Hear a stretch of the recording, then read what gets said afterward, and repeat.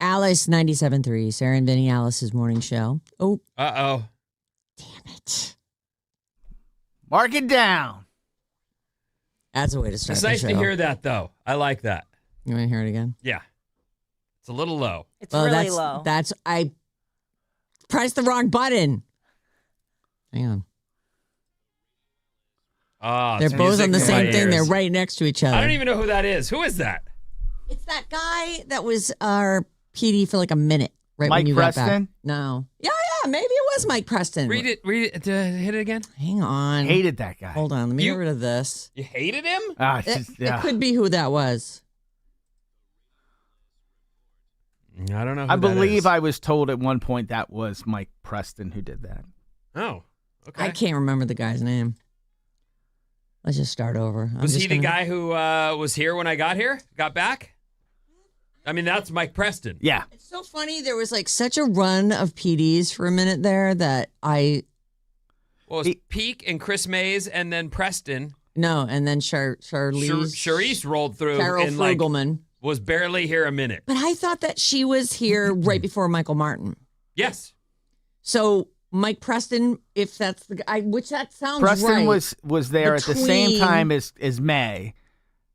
And then he took over for her. She left. He took over for her, and then he hired me back. Frugelman. He's the guy who hired me back. Oh, well, that makes sense then. Yeah, that's him. I didn't know that he did any. Nah, he's kind of a jerk to me. And then when I ended up at another company in a position higher than him, I saw him again. He was like, "Oh, my old buddy Matty. Oh, so good to ain't see that you." always the way? You know, really, be careful of the people whose head you step on your way up, because, oh man, it was such joy one time. One time? I remember I always tell you the story about when I started in radio. I was working at this place in Orlando. This is a guy that hugged you too much? No, that was Dave. That guy. This was my first radio gig. John and I had moved to Florida. I get a job in Orlando. Oh, this is, hold on. Let me see if I can get this. You're either sexy or sporty. That's the guy. He goes, girls on the air are either sexy or sporty. They're never funny. Oh my God. And you're not sporty. Oh. He was like, so sex I'm gonna, it up. Yes. Which I'm such a dork. I was just like, Q96 FM, whatever, trying to be sexy. Well, we do what we do when we're being given directions. You go, okay. So that guy's name was Brian Kriz. And he was awful. He was just a mean person. I felt like I'm a 22-year-old, 23-year-old woman, and I'm just, I'm like full of vim and vigor. I'm ready to go. Let's do this thing. Old-timey words, I'm here for the fun. This is going to be great. And he was so awful to me and said really awful things to me. And it was like his joy was to make other people feel small. So then, now it's I don't know, a couple years later, I'd been to LA. I was in St. Louis. And the guy that hired me to come to St. Louis was out. So we're a year or so in, right before Jim McGuinn got there. Okay. And Brian Kriz calls me up, and I, sitting there at my desk, I pick up my phone. And he's like, "Hey, yeah, Sarah, how you doing? It's remember me, Brian, blah, blah, blah, going on." And I'm like, "Yeah, I remember you. You're damn right." He's like, "Listen, I can handle all the stations there. There's 2-3 stations there. I got it. Just, put in a good word. I'm talking to your boss." I was like, "You got it." Hung up, walked down. I said, "If you hire that guy, I'm out of here." I am never working with that guy again. That's what you do, baby. And that is why you don't step on people's freaking heads on your way. You are coming down at some point. God, it feels like good right now. You like that feeling? Yes. Because honestly, I feel like, a rising tide lifts all the boats. We all, it's a team. Okay, fine. You're the head of the team. That's great. Be supportive of the people. I can't stand people who feel like it makes them better to S on other people. That is just so counter to how people want to be treated. And I've, done a lot of learning and growing in my life. And, here I am almost 60 years old. And I really do feel like hold other people up, help other people, share. And at the same time, never, squash your own light.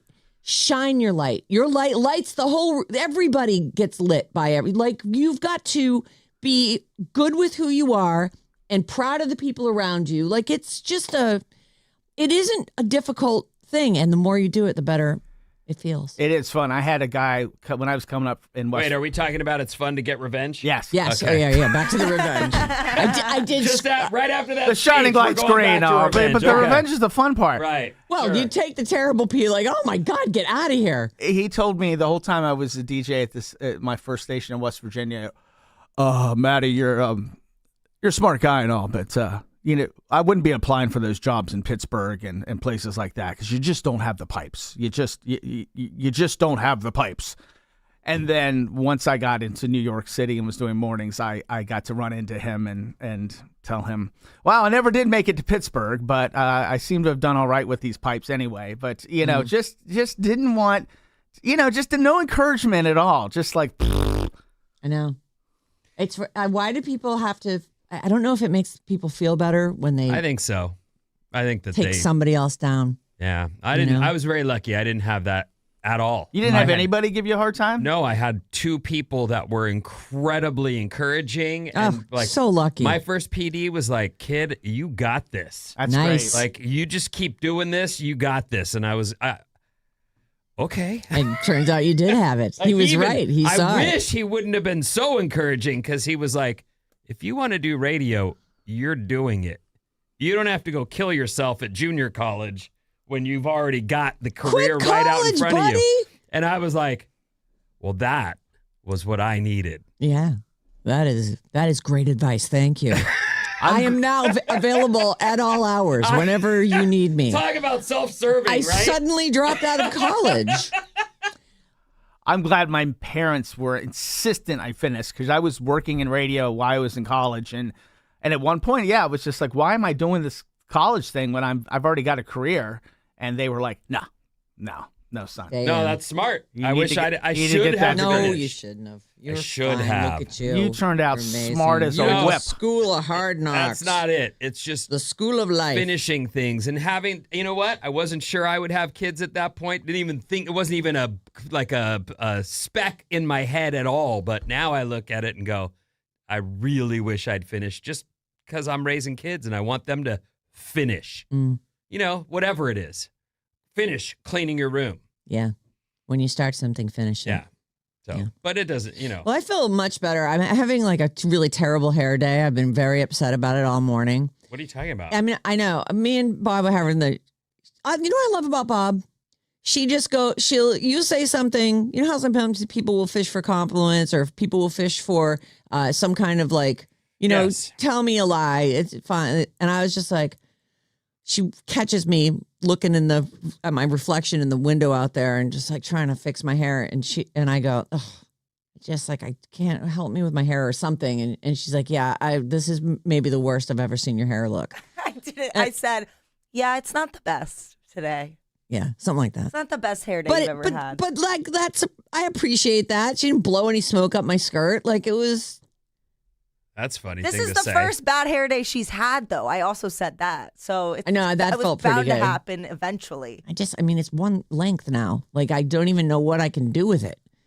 Ugh. Well, chop it off. The bob is don't very tempt in. me. I used to have the shortest hair. It was You cut great. it, I like- basically cut it all the way out. In the pandemic, I cut it all the way off so I could grow back gray. Listen, Just done I wear dying. my hair short, but you were close. Yeah, I wasn't that close. I still had some hair, Vinny. I don't know what you're talking about. Yeah. It's, short. But it's so funny to like. It's been a really long time since I really went, oh, your hair looks freaking horrible, and was unable to do anything about it. But I figure, like at this point, I got my headphones on. I can't really. It's fine. And what did you do something different? I think I slept on it wrong. Oh. Because I pull it now that it's getting so long. I pull it, so I lay my head on the pillow and I run my hands up through it. So now it's all up above my head. And then I take all of it and I twist it and pull it so it's up and I'm not rolling around on it the whole night. And then when I looked in and then I don't really spend that much time looking in the mirror in the morning because if I don't have my glasses on, I can't see myself anyway. And I just didn't realize how bad it was until All my worst fears were confirmed by Bob. Thanks, Bob. I like a messy hairdo in the morning. I do. Do you? Yeah. I mean, I think one of my favorite things is when Edie comes downstairs and her hair is this giant. It almost looks like the metal hair people were after back in the day, but she just woke up. She's got that like half. I used to love the 80s hair, man. I giggle at it like to myself, just looking at her like just a disaster. A beautiful disaster. Good morning, honey. You're a mess, but you're also beautiful. I know. I love that. When I was in the 80s, I never brushed my hair. Like I had this whole thing going where I would just towel it, and then as it was dry, I would towel it more. So I had all this like kind of knotted, piled, ratted up, ratted, and then I could take a hairbrush and just pull pieces out of it, and then of course plaster it with whatever Aquanet or whatever was going to destroy Aquanet was the stuff. Yeah, whatever would destroy the environment fastest. And sometimes I'd go to bed, just crash. And I'd wake up and my makeup would be like down my face and my hair would look fantastic. And I was like, I should just go out like this. God, I look so rock and roll. But not this morning. Now it's just like, oh, I got to walk around here and smile. Hey, how you doing? Yeah. I think if you just pull this side, like pull some of that in front, yeah, and then put the head, boom, you're in business. That's better. You don't really ever do a ponytail, do you? I was telling Bob, the minute I get home, my hair goes up on top of my head and a knot. I know that part. You just told us that, but I'm saying you'd ever do just a ponytail. Yeah, I have a ponytail all the time. Not a rubber band, a hair tie. Rubber bands will pull all my hair out. Sorry. A hair tie. Thank you. Wrong word. Well, in the olden days, rubber bands were definitely what you used. You can't even find a rubber band anymore because there's no more newspapers. Right. Where are you going to find a rubber band? Around something from the supermarket. We have a little drawer full of rubber bands that you pull them off of whatever thing you got. Asparagus. Asparagus. Yeah, has I guess those big also fat rubber bands. those packets from the sushi place. Oh yes, yeah. They got a rubber band around. You're right. Good call. That's probably where half my rubber bands come from. Yeah. No, I do. I pull it back, but it's listeners are saying that you should try putting in a French braid or 2 braids at night. I don't want to braid it at night because then it'll be all kinky in the morning. How about a satin bonnet? They're saying as well. 510. A satin bonnet. Yeah. Oh. Well, is that a thing? Oh yeah. And 707 is watching on YouTube and said, I was just thinking how much I loved your hair today. Oh wow. There you go. It does look better with headphones on. It does, yeah. It was like I got headgear on. What if you tried some bangs? Have you ever had bangs? Oh yeah, I had bangs forever. I'm kind of. By the way, bangs. Before we start, because I know we're creeping that direction, I just want to say thank you to Eddie. Our former coworker. He's the one that wrote me yesterday and said something's up on the Taylor Swift website. You gotta hurry. And then he wrote me later and said I bought it all. He's lucky because it's all gone, and it was gone moments after the whole thing started. He's one of those guys that's like all about, like you, all about Taylor. Give me Taylor. That is the benefit of a countdown. You can have your credit card ready. Yeah, I guess so, right? That makes sense. If you're just sitting there waiting for it to go. I was thinking too, like Taylor Swift could put a countdown on her website at any time and announce anything.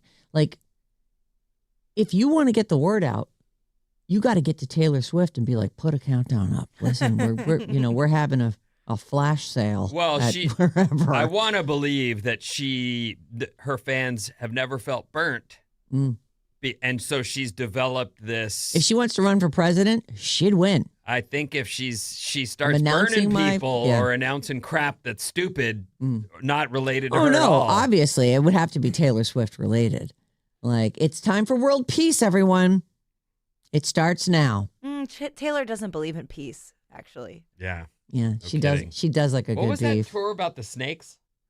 Reputation. Yeah. That was the Reputation tour. What's that one where it's the song she wrote for Charlie XCX? Like, no man has ever loved me like you do. Actually romantic. That is a great song. Yeah, I think that's my favorite one off of Life of a Really? Showgirl. I love her evil songs because I'm so not like that. I don't like revenge. I like to let things go, and so it's kind of fun.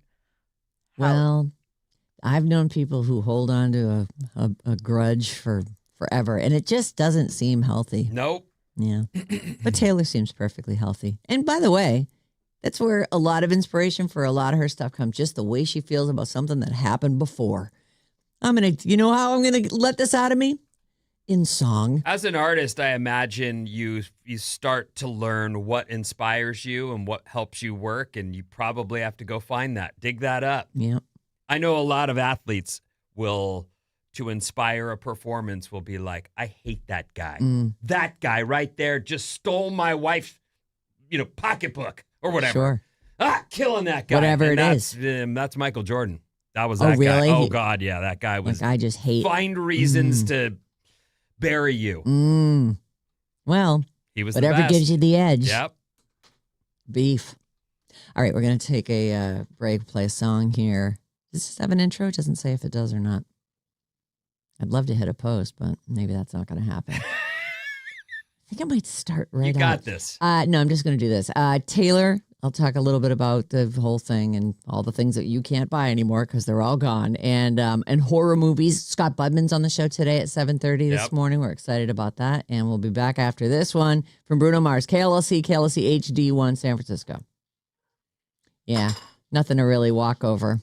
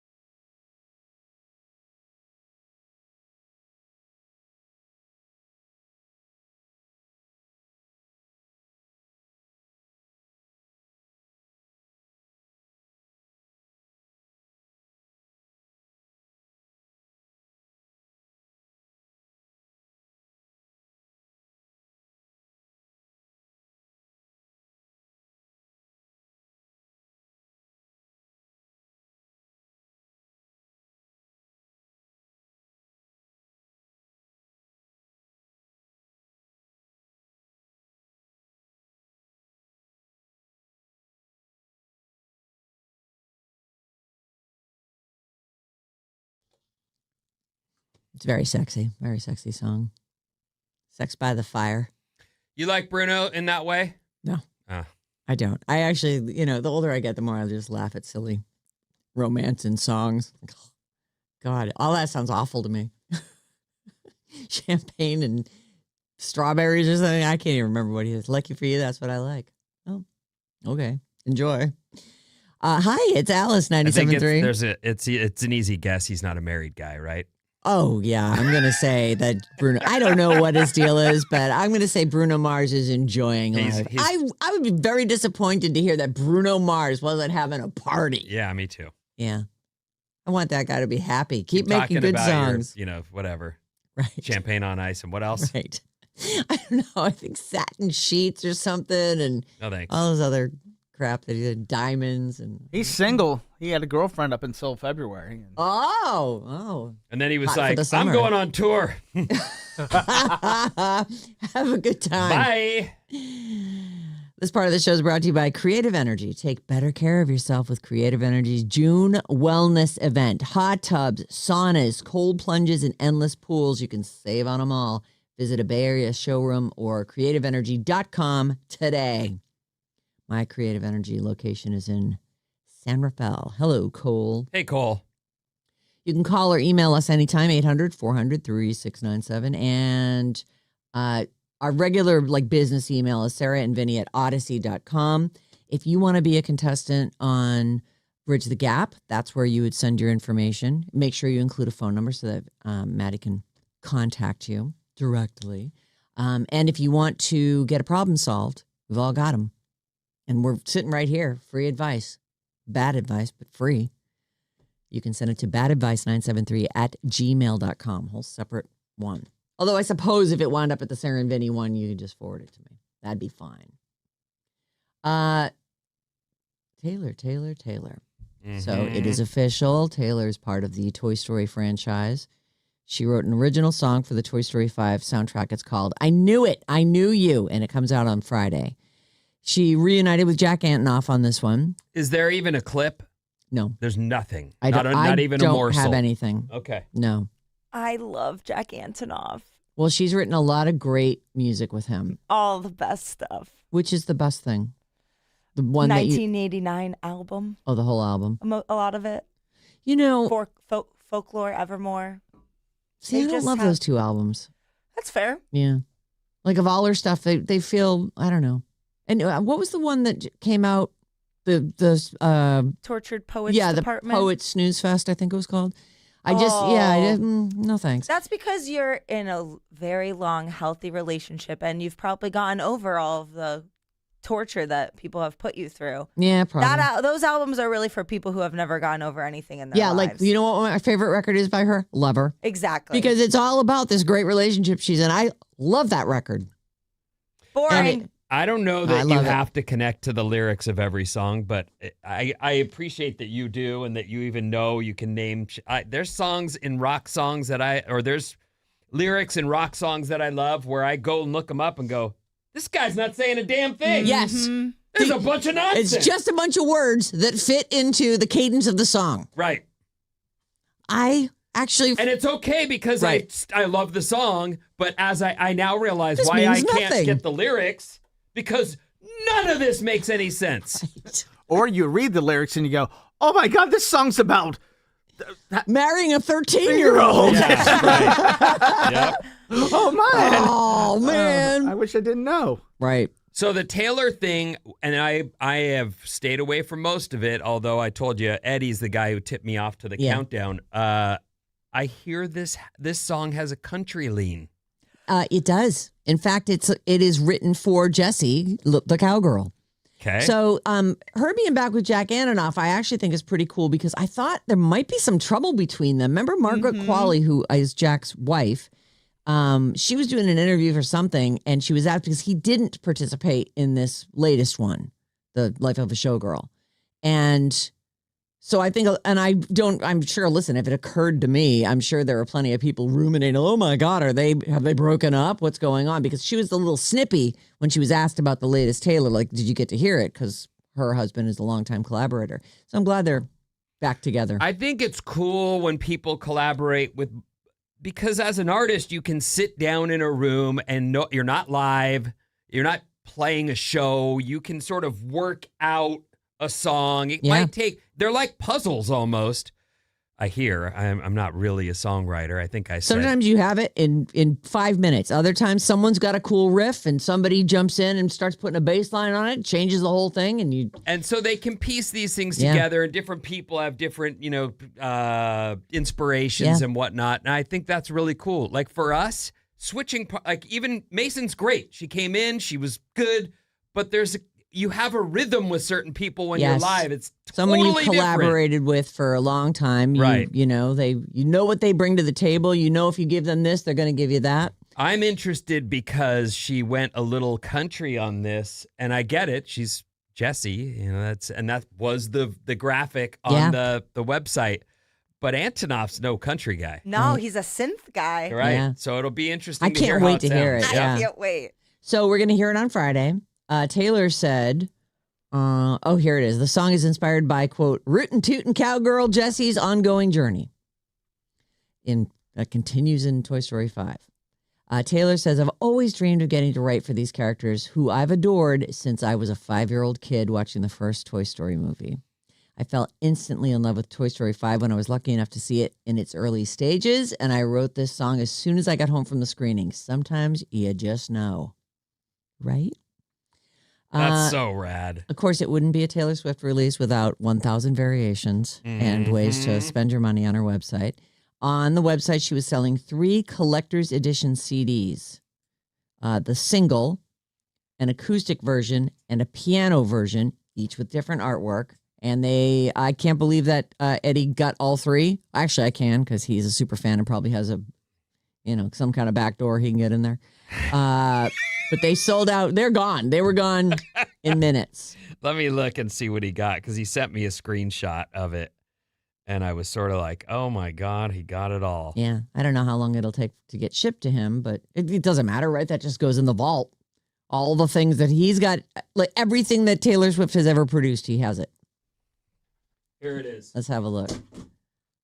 All right. So this is a screenshot on Vin's phone. He got one of each. I knew it, the piano version, the acoustic version, and the single double-sided cover It's CD. fun. And it's all, they're all CDs. Oh, they are They all are all CDs. CDs. Yeah. She didn't do any vinyl for these. Although, Yet. right. I was just going to say, it's early days. Yeah, she is ridiculous with the variants. Yeah. But I think it's Does it say how much each one was? I'm For sure it a does. single Hold on CD? Because that's. Oh, no, he cut out I don't think he did it on purpose, Oh. but I don't have any of the dollar values. They're right here on the corner. Oh, got it. Right. There's a Text dollar him. sign. Ask him. Say, what did each one of those cost? It says $3.99. Oh, that's They're so just it's reasonable. singles. one song. Yeah, but it's a Taylor song and it has Toy Story and Taylor artwork on it. And we keep reading, and she knows this stuff. That what do you call it? The Vinyl CDs, like this. physical. Physical the physical media. copies, physical media is what I was going for. I don't like CDs. Either way, physical media seems to be huge with young people right now. So and one of the stories I just read showed a CD being pushed into a CD player, and I just laughed like, okay, we're going back there. Just out of curiosity, because I was writing a bunch of questions the other morning when we were talking about the Bridge the Gap and some of the questions. One of the questions was, do you know what CD stands for? Compact disc. Okay. Yeah. Luckily, we rejected that one. Yes. We're like, everybody knows that, right? So those CDs sold for $3.99. They are up to $60 to $86 on eBay right now. I can't believe that's all they're at, truthfully. I'm going to switch gears here real quick, just squeeze a couple more things in. Adam Sandler is here in San Francisco filming a movie for Netflix. It is a psychological drama. This is not one of his, hey, let me just get all my buddies together and make we'll some riff slap. in front of a camera. Right, exactly. And the whole plot of the movie will be, we're going to go from Anaheim to L.A. in a bus. And that's the entire plot. Give me my $100 million. Right, exactly. So, time to... No offense. Yeah, Adam. no, not at all. Listen, you're always hilarious. He is. I love Adam Sandler. I think I've been seeing his daughters in some stuff, too. I saw that one where, I want to say, were both of them in it? It was like bat mitzvah. You are so not invited to my bat mitzvah. Yeah. Yeah, they're both in it. I love that movie. They're great. They are great. Well, with a dad like that, they have to be like, okay. Well, and if it's your dad, I'm only learning this now. You'd be like, take 100. Let's go again. It doesn't matter. You're going to get it right. They're Right. your kids. Time Out is the name of this movie. It's billed as a psychological drama. He has been let me see. I had a list of locations. He is a well-known basketball fan and sat courtside at the Valks game Sunday with his wife, Jackie. He stopped by Original Joe's Westlake in Daly City. The restaurant was thrilled. Let's see. Everyday SFC Skate Shop in Union Square. Mm-hmm. And so they shared a photo of his visit. And he's wearing orange basketball shorts and a hoodie everywhere he goes. I didn't know that skate shop was in Union Square, but I'm familiar with. That's actually, I don't think they got that right. well, It doesn't matter. it's SF Gate. I would think they'd know, but yeah, that seems highly unlikely, doesn't it? Maybe the rents have just come way down. Union Square's popping these days. Yeah, no, that's For a skateboard a shop? skateboard shop is going to pay $15,000 a month for their tiny space. Well, maybe they sell a lot of collectible things. Maybe. Oh, Yeah. well, listen, Adam Sandler went there. It was clearly there's some kind I of draw. haven't roamed Union Square in a minute, so I don't know what's there. Oh, it's delightful. Is it? Christmas time, you should bring the family down and do the ice That's the skating last time thing. I did it. Since then, and I didn't see any skate shops there. But I look, Maybe it's just off. It's like off Broadway. I'm glad to hear. Like when I see that in the news, I'm stoked that they got a plug and that he made a visit, and everybody benefits from that. Good for them. I'm trying to get him to make a visit here. I've got his Well, tell him PR we're all big agent's fans. email, and I emailed her. The guy who directed this, Please come in. who is directing this, his name is Scott Cooper. He just did that Bruce Springsteen Deliver Me From Nowhere. Oh, wait a minute. He's not directing it. He's starring No, in he's it. just starring in it. Oh, okay. Yeah. He also Willem Dafoe's in it. Steve Zahn, Gabby Hoffman, and Adam Horowitz of the Beastie Boys is in it. The movie's based on some French film, and they're calling it a psychological drama that'll stream on Netflix. Primary filming took place through May in Vancouver, and then they confirmed the movie was shooting in San Francisco, but had no additional details. So there you go. That's what's happening. And the other thing, I just want to mention this quickly, that movie Backrooms that crushed it at the box office this past weekend. It has some Bay Area connections, and I think they also shot in Vancouver. However, this supposedly takes place, and they give the address for the strip mall that it takes place is, and it's the Capitol Square Shopping Center in San Jose. Let's see, Santa Clara Valley, Capitol and McKee, just off I-680 in San Jose is what it says here. The film was shot in Vancouver, but the address that was listed coincides with this particular shopping mart. So there's this kid's from Petaluma. I think he went to school in Novato. So I don't know if they did any filming there, but supposedly that's the one that they're saying these secret rooms, or these secret hallways are all from that. Or they imagine that they would be there underneath this mall. And that is all I have time for. Vinny, what do you got coming up? Gifts for your grad and more after these.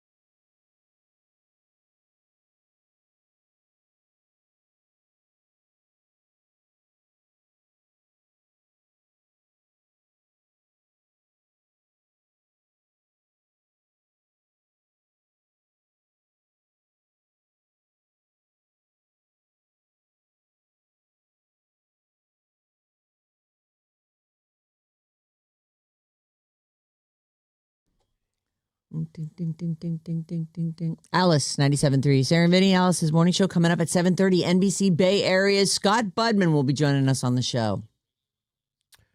What's up, everyone? This Alice report. Oh, fudge. I didn't have my tag thing. Hold on. Fudge. Sorry, everyone. There it is. I could go for some fudge right now. I don't like fudge. What's wrong with fudge? Well, maybe now that I'm older, I would like it. But as a kid, it was like so much going on in there. Too much flavor. Oh. I only want a cube. That's the nice thing about fudge is one is enough. That sounds like something I would like now that I'm in my 30s. You guys know that's just a placeholder for the real one, right? F words. Yeah, we know. Okay. We're just trying to. I've seen A Christmas Story like 45 times. I know how it works. What's up, everyone? This Alice report is brought to you by Pick Your Tickets for Outside Lands. Oh, that's a good one. All this week, listen at 9:05. That's coming up on this fine show. Yep. 12:05 with Mason and 5:05 with Jane for the code word to win a 4-pack of single-day Pick Your Day tickets to Outside Lands, starring Charlie XCX on Friday, The Strokes on Saturday, Rufus Du Sol on Sunday, and so much more. August 7th through August 9th in Golden Gate Park, courtesy of Another Planet Entertainment. Pick Your Tickets for Outside Lands brings you this report. Nice. Here's what's happening. If I may. You may not. I won't. Okay. The primary elections are today, just to remind you all, so you may want to, if you haven't already. Is today the last day to drop in the mail? I believe so. This is interesting in my opinion. Oh, I should first say overcast morning, partly sunny by later today, and a high of 80. It got hot at my house yesterday. Really warm yesterday. Hot. Yeah. Downright. I was so sweaty by the end of the day that I was like, I'm not getting in the hot tub. I refused to get in the hot tub all sweaty like this. Oh. Yeah. I was like, I just need to go shower. Yuck. Okay. Maybe that's what's wrong with your hair. You didn't hot tub it. I don't get my hair wet in the hot tub. I put my hair up. Oh. Yeah. All right. But, thank you for troubleshooting it with me. Well, that's what I was going to suggest, and now I'll just do it anyway. Oh, since is you this cut the me if off. I may? Yeah. I just saw someone post on Facebook. It's a lady, and I don't really know her, but she was coming out of her hair salon, and it was just done, and she was just doing this like freshly trimmed, like almost in love with her hair again after and I thought, maybe a little trim. When's the last time you had a little, shape up? Yeah, it's been about 6 months. Yeah, that might be it. Yeah. Could be it. Well, it was when I got my bangs cut so that they would grow out right. And I feel like now they've grown past the point where I want them to be. And just as, I'm having a bad hair day if you're just joining us. Just a suggestion, maybe a trim, but maybe not. Well, I took that picture that there's a picture of the chicks who I guess are, I don't know, coming to town or whatever. It was a whole thing. Chicks. They got mentioned on our show and they sent us a ton of swag. Oh, that's last fantastic. Week. Should I grab the thing and give another plug? Sure. I mean, do you want blue cookies? I know there's none left because Maddie and Mason went hard on them, but they may I'll take send some more cookies. Yeah, I'm looking at the I don't know the names of the girls in this, but the main singer, Natalie Maines. Thanks. Maine, get it? October 29th and 30th at the Masonic. And I'm looking at her hair and going, that's exactly what I want my hair to look like. And it's a black and white photo, so it even looks kind of grayed out. Like I call it influencer hair. Hold on to that. I did. I put it in my. Which one of the three? The one in the middle. I'm embarrassed. I'm not embarrassed. I mean, I was a little boy and I was in a band. We were going to be, big stars. Thing, yeah. I was in a band and I go to this hair. I had long hair and I go to this hairstylist, there where I'm growing up in Irvine, California. I bring a picture of Duran Duran, one of those hairdos. And I'm like, which guy? I don't remember. They all had the same sort of over. You saw my hair. Simon LeBon. I thought you took a flock of seagulls picture with you. No. Because it was very, his went like this, stuck up in the sides. But off to had like a soft end to it. It doesn't matter. That's not the picture I took. It was a Duran Duran photo. Okay. Anyway, that is embarrassing to be like, do this. And that's actually totally, that's why they have those magazines there for you. You look through and you go, oh, that looks good. Can you do that? How about that one? Well, then you're good to go with your Natalie I'm great. Maines I'll be looking. Yeah, there you go. Yeah, okay, that's John Taylor. Who's the best looking one of the bunch? Oh, no. It's Simon. There's something about Simon. Oh, you like the singer, huh? Yeah. Big surprise. Yeah. So this first story is really interesting from a couple different angles. Is it cool or inappropriate? Wait, let me preface this story by saying my kids are getting out of school right now. Your kids probably are too. My kids were talking about their yearbooks at dinner, and I was like, and when you get, and they were excited, and I said to my youngest, and when you get your yearbook, what do you do with it? And I was fishing for, well, we all sign our name. And she goes, Dad, there's pictures of me in there. I look in there and find me. And I go, and then what? And she goes, well, and then I look at all my friends. And I go, oh, okay. So you guys don't sign yearbooks anymore. And she goes, of course we do. Okay, that's what I was fishing for. Looking for. So that is still a thing, is what I was trying to get at here. So a high school principal in Florida has been placed on administrative leave. What did he write in someone's yearbook? It's a she. What did she write in somebody's yearbook? A high school principal in Florida named Katie O'Connell has been placed on administrative leave after the school's yearbooks were issued. And on the first page, it's printed, not written. Oh, God. What did she write? She's saying, I didn't do this. But on the first page, she allegedly quotes Trap Queen by Fetty Wap from 2014. The quote is this: everybody hating, we just call them fans, though. Mrs. O'Connell. Okay, to me, that is not offensive. I mean, she's on administrative leave for that? Katie claims, I never said this. I didn't write it. I didn't approve it. And she was presented with a draft of the yearbook before it was published, and she signed off on it, and that wasn't there. So she doesn't know who's responsible. There's no doubt that kids, especially kids with YouTube, dreams, are out there pulling stunts right and left, right? So this might be a kid who worked on the yearbook. Like, aren't there classes you take? Yearbook club. Yeah. Yeah, there's a whole committee. It's a committee, yeah. Did you do that? No. Did you do that? No. I think I did do it one Oh, year. okay. There you go. People do it. I never did it. I think I did it senior year. You make sure that everyone was because remember you had to take photos and actually get them developed.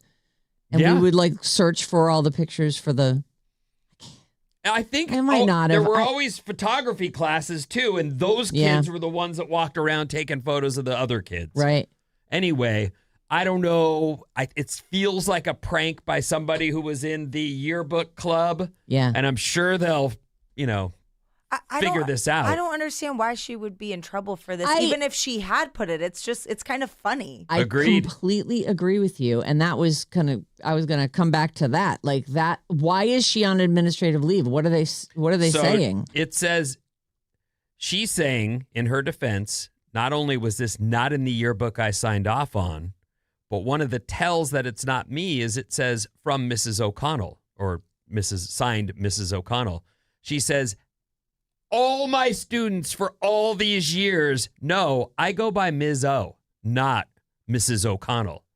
I never have gone by a Mrs. O'Connell. Like all the people. Ms. O. Ms. O.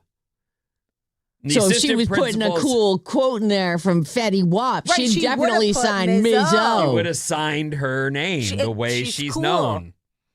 She said also the assistant principal is backing her up saying that quote was not in the original draft I signed off on either.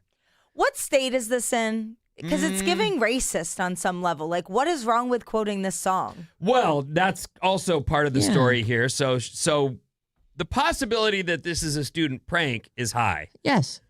This is a great song, by the way. Well, what they're saying is that this song, while the quote's not offensive, the song does go on to talk about drugs and strip clubs and isn't kid-friendly.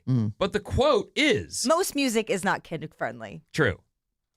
Except kid music, which Kids no one bop. wants to listen to. The worst. Right. So was it a student prank? Maybe, but clearly the district doesn't think so, and they've put her on administrative leave with pay for inappropriate conduct. But it sounds like her tenure at the school is over. I wonder if they had it out for her and they're using this as an excuse to get rid of her. Maybe she was too cool. It People sounds- liked her. Ms. O. It's just You so know, you strange. were talking about revenge moments earlier in the show where you get to get back at somebody who's, Right. you know, done you dirty. No respect kind of thing. But this is by design going after someone in a way that how could you? I don't know. I don't have that in me. I'd be like, I'll go get a different job. I'm not going to take Ms. Zoe down in the yearbook. Right.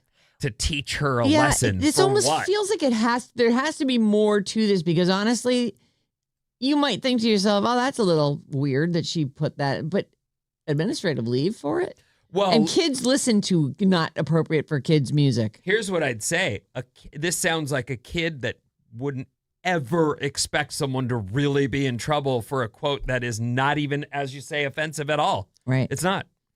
And the weird part is the whole Mrs. O'Connell thing. Mm-hmm. Like, who, if these kids all know her, it almost doesn't feel like a kid. It almost feels like somebody doesn't want her to work there Ms. O anymore. said she found out about it when someone sent her Facebook screenshots. Apparently, some parents are freaking out about it and went straight to the district about this. Okay. No one's reached out There's to her something directly, here. but she's been receiving threats and harassment serious enough that she's had to take them to the police, and she's hired a lawyer. Oh, my God. And again, the craziest part is this quote isn't even offensive, and that's why it does smack of a kid who would think this is funny until they find out, oh, my God, I just got Mrs. O fired. Yeah. Uh-oh. Yeah, there's more to this. There's for something sure. going on here. When I was in middle school, we had a yearbook scandal. Oh. My middle school it had its pros and cons, but we had a planetarium, and the planetarium. Mm-hmm. And the planetarium teacher, Mr. Williams, people thought the kids just tortured him. They thought he was so weird. There was rumors that he had a bed in his office in the planetarium. And Is it because you had to go there at night in order to look at the stars? No, you don't have to go at night. That's the magic of a planetarium. It can Tell be me anywhere. what it is exactly. It's a dome where it projects anything in space that you want to put up there. You have this? Yeah. This isn't an observatory. That's what I'm picturing. No, planetarium. Okay. It was amazing. And it was such a 6, privilege. 7, 8 or 7, 8? 6, 7, 8. Okay, go on. But the people always hated the planetarium class because the kids really didn't like Mr. Williams. And so somebody in yearbook club changed his name with his picture to Mrs. Williams. And it was just the nail in the coffin. And he was like, I'm never going in the yearbook again. Poor guy. Even at the time, I was like, I don't know why people are being so mean to him. Kids are cruel. They're so cruel. Do you think, I wonder, and I don't know the answer to this, but do you think that he was also picked on when he was in school? 100 million zillion percent. I don't know for sure because I didn't really pick on kids in the way that you might think, but I know there were kids that I watched get picked on, and I would be like, no matter where that guy goes, this was like Kit Carson was one of the kids. It's like they smell it on him or something. Yes. They know that he's the guy who's going to just get tortured. They're different, They don't fit in, and they don't want to. It's funny because I feel like humans are pretty empathetic, because even little kids will see something happening and be horrified by it, or reach down and help another little kid up. But there's like almost a gap when you're like a tweener or in middle school is kind of the worst. It is. It's like all their empathy goes away. They don't have it yet. Well, it's almost like they had it when they were little, like, they're so insecure. When you're insecure, right. You are the worst person in the world. Right. You just anything so that the bad attention's not on you. Yes. I'm watching my oldest go through this right now, and I don't think she's being, tortured, but she's careful. Dad, I can't do that. I can't wear those. I'm like, yeah, you can. No, I'm not taking any chances. Like, what? Yeah, and I totally get that. I'll always be the kid who wore that. I'm not taking any chances. This is a quote, though. Like, what are you talking about? I would go shopping with my mom, and I would pick something out that I just felt so cool and unique and special in. And then, like halfway to school, I would change because I'd be like, I can't I'm out do on it. a limb here. Yeah, I can't take that heat. Right. It's like you want to be an individual, but you also absolutely feel the need to fit in and not be. Oh, it's the worst. It is the worst. Kids, listen, you'll get tortured in school. Sometimes you'll be the torturer. You have a whole long life after school. Mm-hmm. But it's all you know. It's the only thing you know about is like every day you get up and you go to school and you get tortured by other people. Like that is, don't peak in high school. I really hope Mr. Williams had his tribe outside of the middle school kids who tortured I hope him. so too, because I think that, having your own little posse is the way. It's just like, who cares about that? I have my friend, I have people I love and people who love me. And what did Ms. O do? I know. I wonder. She's probably too progressive or something. That's what I'm calling. What did you say? What state this is? I don't have it. I can dig deeper, but I can't do that while I'm live on the air. But this is about Maddie will the do it. principal. Oh, it's in Florida, Oh, okay. but I don't have the town. Bingo. So Honestly, any state you said, I would have been like, yep. Yeah. Unless you said like Massachusetts or something, then I would have been confused. because she's from Massachusetts. Well, they're cool there. That's a good state. Oh, okay. I like it. They got to figure it out over there. I do like Massachusetts. And they know how to do a lobster roll. I mean, They come certainly on. do. I know. But I've heard people say that Boston's super racist.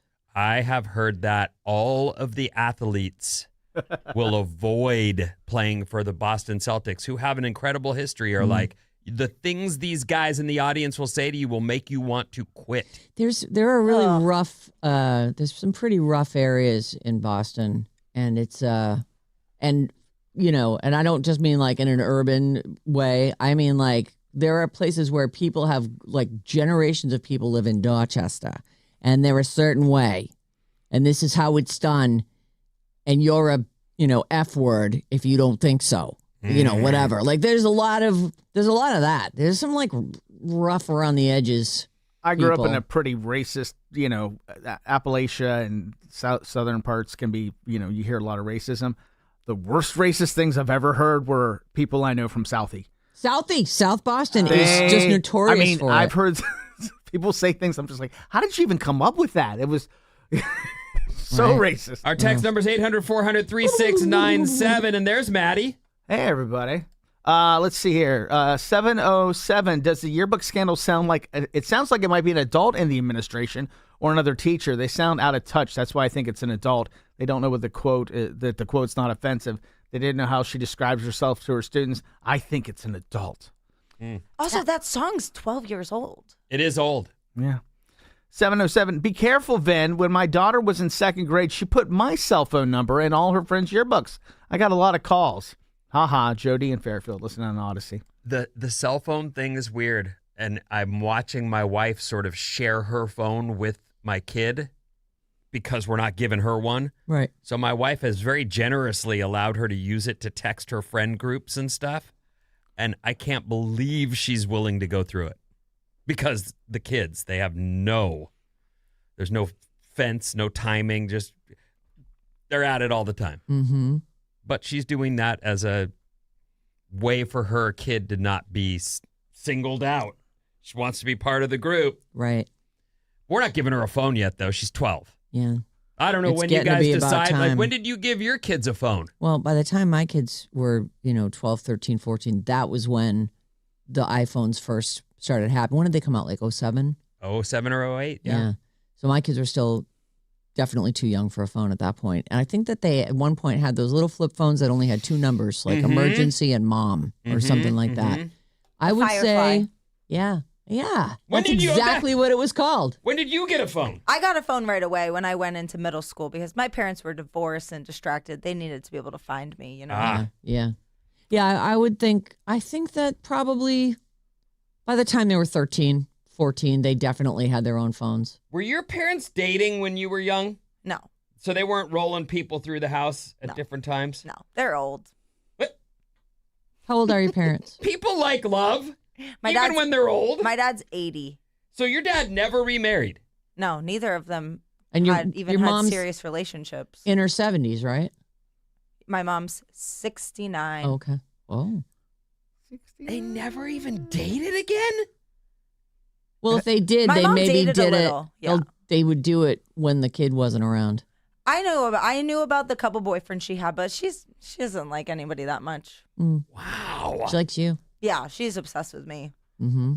What's coming up in the trash, Sarah? Sabrina Carpenter and clickbait.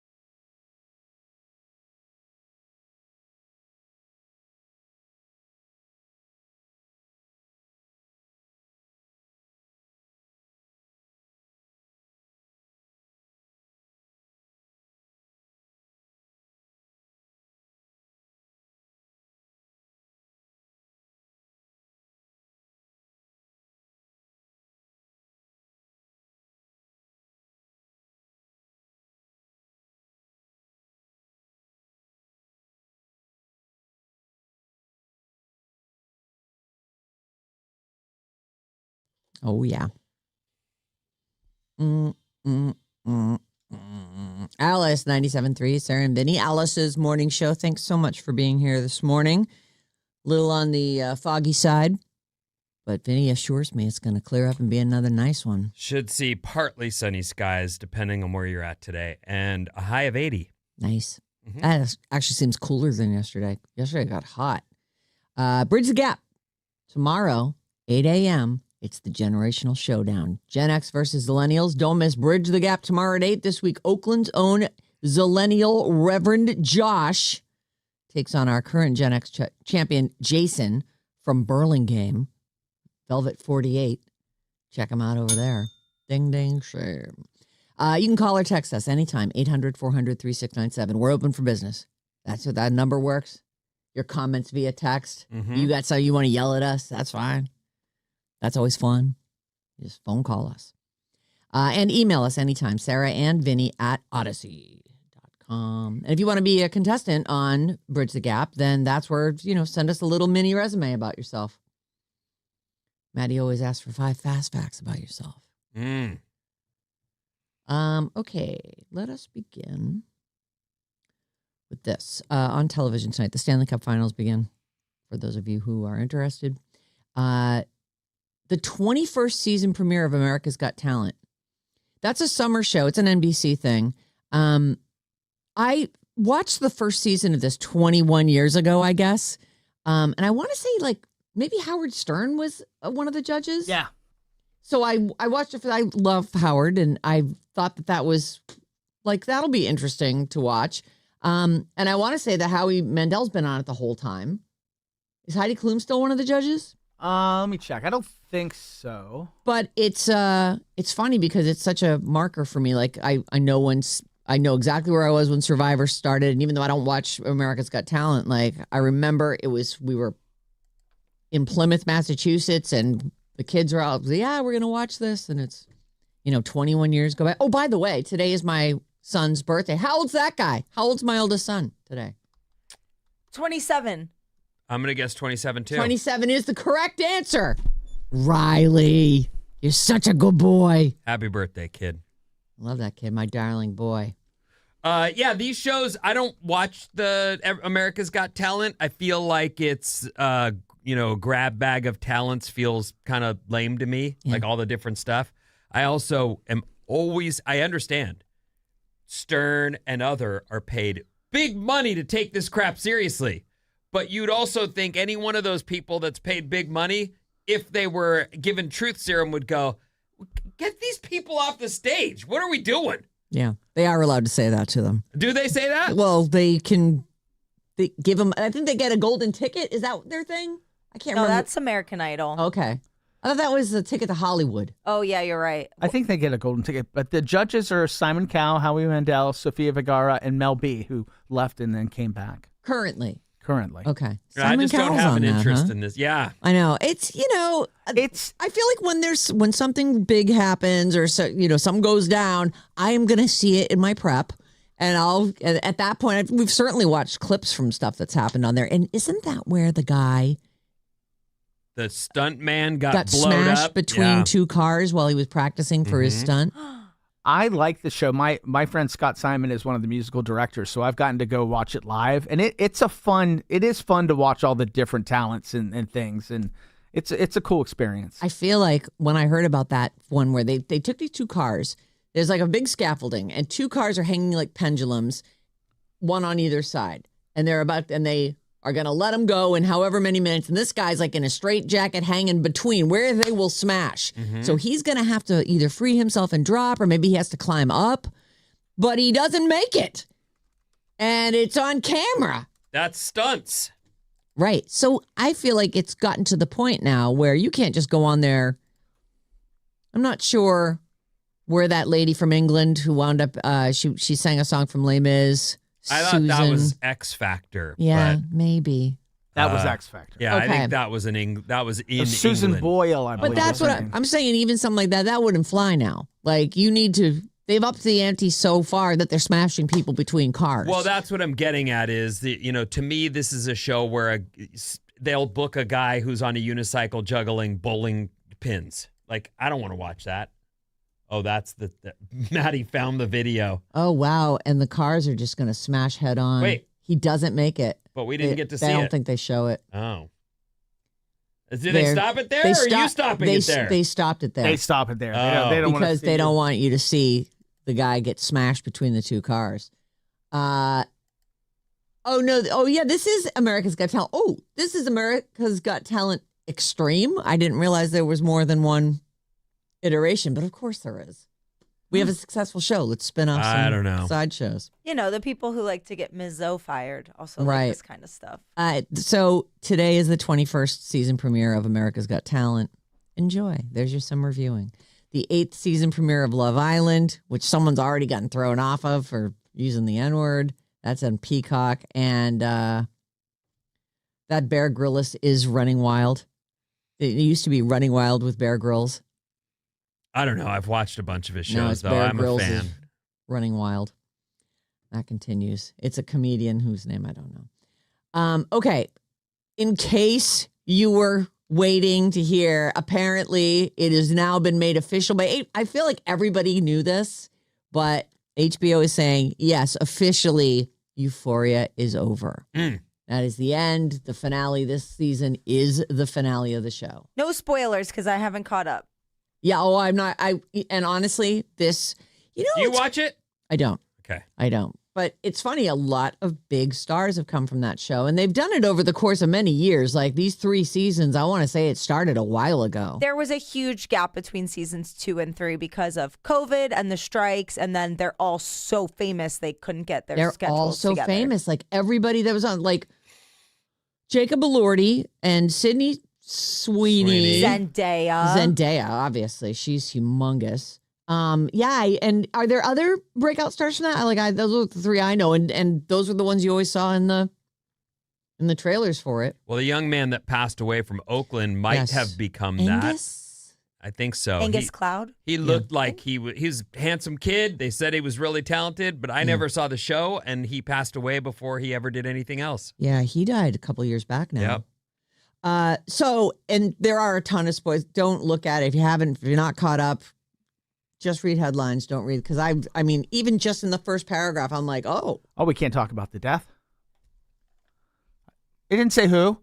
Somebody. You're so annoying. Somebody dies. What is that? That's not a spoiler.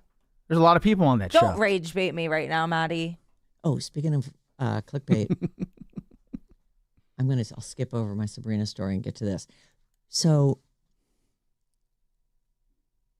do you know how when you're browsing online and they'll put up things that they want you to click on? And Yes. one of the things is, and I think you came in and said this to me, like, oh, Gene Wilder. So, that guy is Gene Wilder's grandson, Jeremy Allen White. I absolutely And I'm fell like, for listen, that. man, I clickbaited on that too, and it isn't true. It's not, you just look, you didn't even click on it.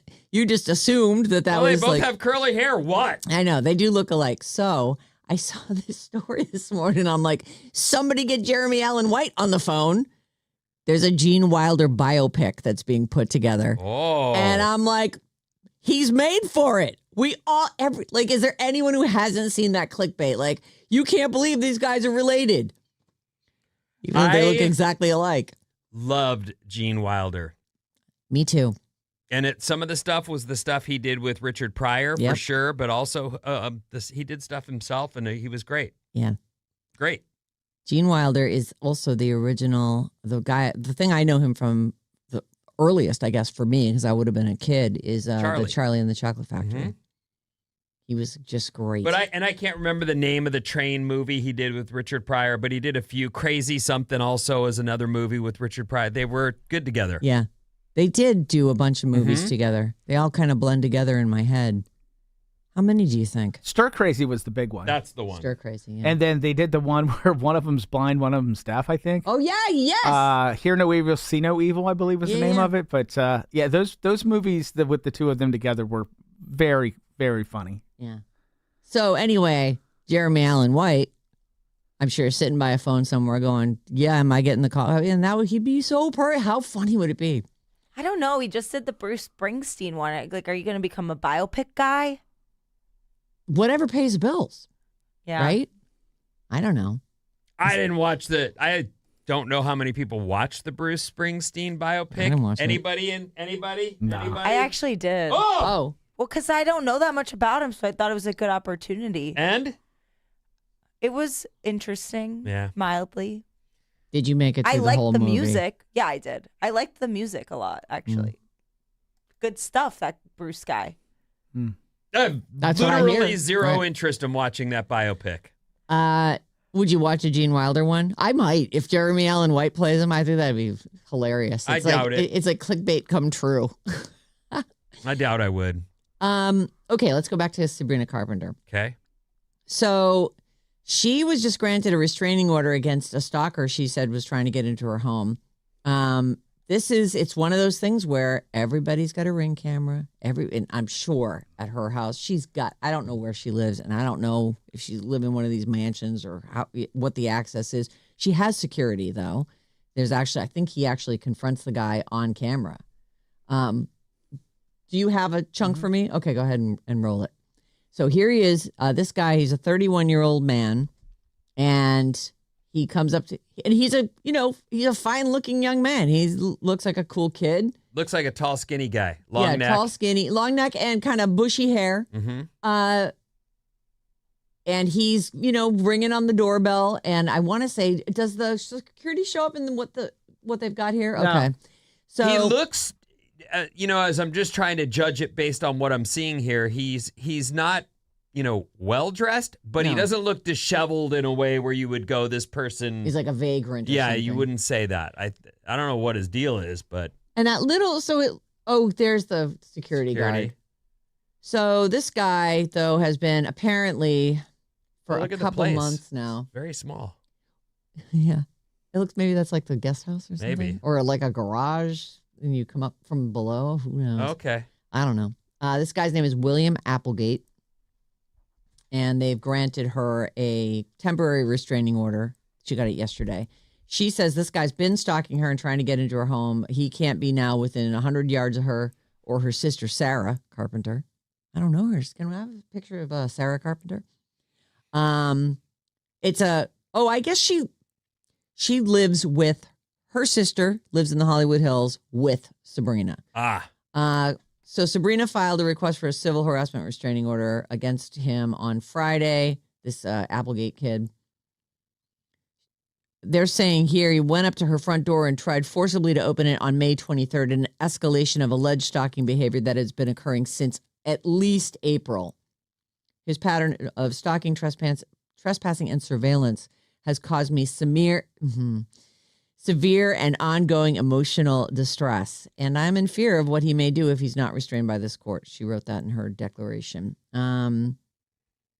This is, I know I've repeated, it's a broken record, but this is horrific. There's nothing they can do, really. Even the restraining order isn't going to make her safe. No. It's just a precautionary thing. If he does something, then they can maybe stop him.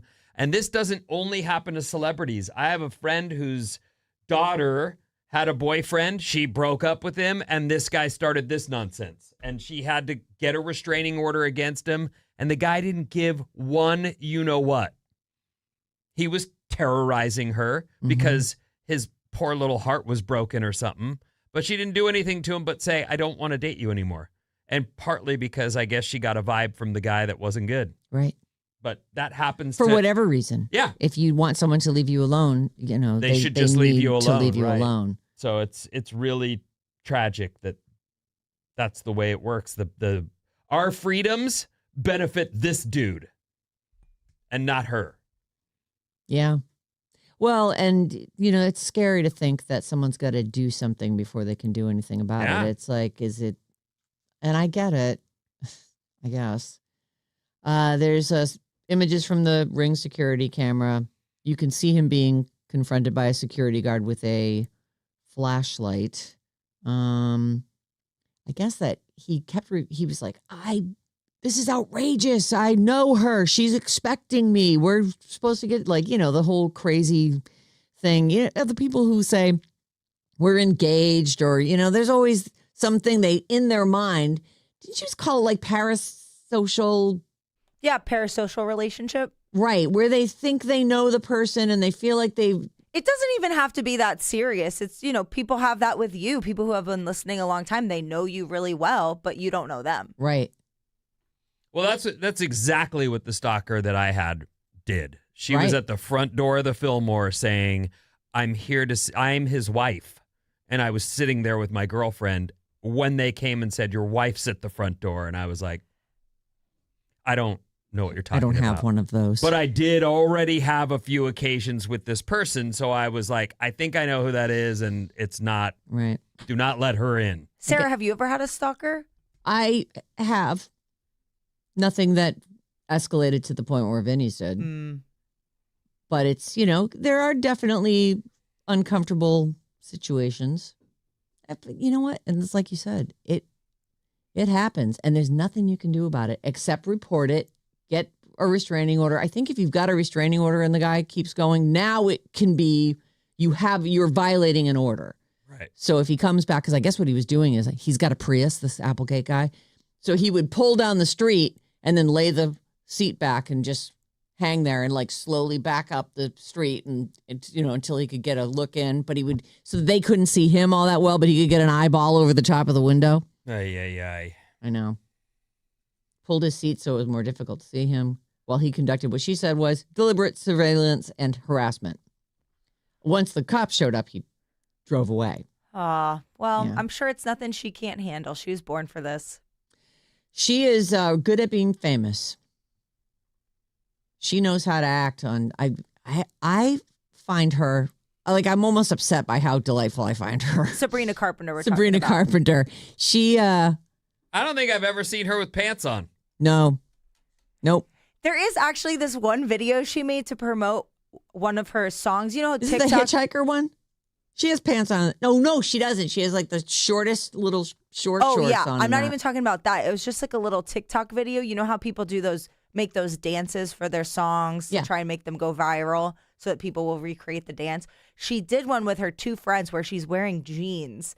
And I think about it all the time because it's so weird to see her in jeans. Oh, There's a couple. I just looked it up. There's a couple pictures of her in pants. But in general, she's not She's a wearing pants a guy. baby doll dress. Yeah. That looks like if the wind blew right, you'd get to see everything. Uh-huh. But on SNL, she just knows. There are certain people, they know how to play to the camera. And she's a Disney kid too, right? So she's got, I'm sure they go through the Disney camera training or whatever. But she just looks like she's having a good time at all times. And then I saw her on Seth Meyers' show, Day Drinking with Seth Meyers. He does this thing where he's done it with like Dua Lipa or like a million different people, actors and podcasters, and Sabrina Carpenter is one of them. And he just makes these disgusting drinks. And then they're hammered by the end of the thing, like hammered. This is like the day before the segment where he interviews them? He doesn't interview them. It's just like a 20-minute long segment on his show where they just day drank. I guess he finished that day's show and then they went out and got it. Okay. So and she was cute. At first she's trying to be a little aloof, and by the end of it she's just as crazy as he is, and it's very cute. So anyway, Sabrina Carpenter, she got herself a restraining order. I don't really watch the Puppy Bowl, but I'm aware that it happens and puppies are cute, and usually they have a bunch of puppies that are up for adoption on there, and you can. This is when that airs during the Super Bowl. During the Super Bowl, Okay. right? And it's on the Animal Planet, I think. They are going to do a soccer version of this. It's called the LG Channel's World Pup. Yes. Very cute. It's a 4-part event. It stars 48 rescue puppies as they play soccer in a bracket-style competition to raise adoption awareness. And so they're from 12 different shelters and rescue organizations across the country. I guess so they're getting 4 from each. They're going to represent 8 different national teams, and they are all adoptable. World Pup premieres on June 10th, the day before the World Cup. A guy by the name of Jimmy Conrad, they say he's a World Cup veteran and CBS Sports host. I don't know him. Jimmy Conrad. I don't know him either. He will be the referee. Oh, cute. And here's the weird thing. You can only watch it if you have an LG Smart TV. Oh. However, you can go to lgchannels.com. So if you're dying to see this, you can check it out. And there's trailers all over the place for it. Hey, while we're talking about that, I wanted to plug. I got an email. There is this Saturday it is California Adopt a Pet Day. Oh, this Saturday. This Saturday. So if you've been thinking about adopting a pet, they waive the fees. They've got people who were sponsoring it, so the fees are waived. Any shelter in the state, go. This is a great time if you've been thinking about getting a partner, a friend, like my best friend Fred. I don't know what I'd do without that dog. I know you love Fred. But yeah, go check it out this Saturday. It's caadoptapetday.org. But I don't know why I remember, feel the need to say, if you go ahead. Go on. this is a permanent thing. Yes. I hope don't just on a whim go get a dog. This is a great time of year to get a dog. It's nice out. You can walk the dog. But remember, there's going to be essy times of the year where you still have to take that dog out in the rain. If you travel a lot for business, this is not for you. If you live in an apartment where the dog is going to be, some dog with a lot of energy stuck in a house all day, you're going to come home to a mess. Just, be a responsible pet owner and plan for this and I think something you want. But people who are dog people, even though I grew up with dogs and know what they entail, you get a dog, you get them home, and then you find yourself walking at 11 at night because you've had a busy day or whatever, and you're like, oh, what did I get myself into? And you still love the dog, but this is the reality. They're waiting on you at all times. yes. So they know can't that wait before to see you. you could have a huge heart and not be able to do this. You know what I mean? Yes, absolutely. It's a huge responsibility. And that you are taking on. So if you're going to adopt a pet this Saturday, I think it's great. You should adopt, but make sure that it's you're not just going, oh, look, a shelter. You guys want to go in and get dogs? I'm doing it for the gram. Don't do it for the gram. Don't do it for the gram. Okay, what's coming up in the news, Vin? His name is Scott Budman, and he does the news after these.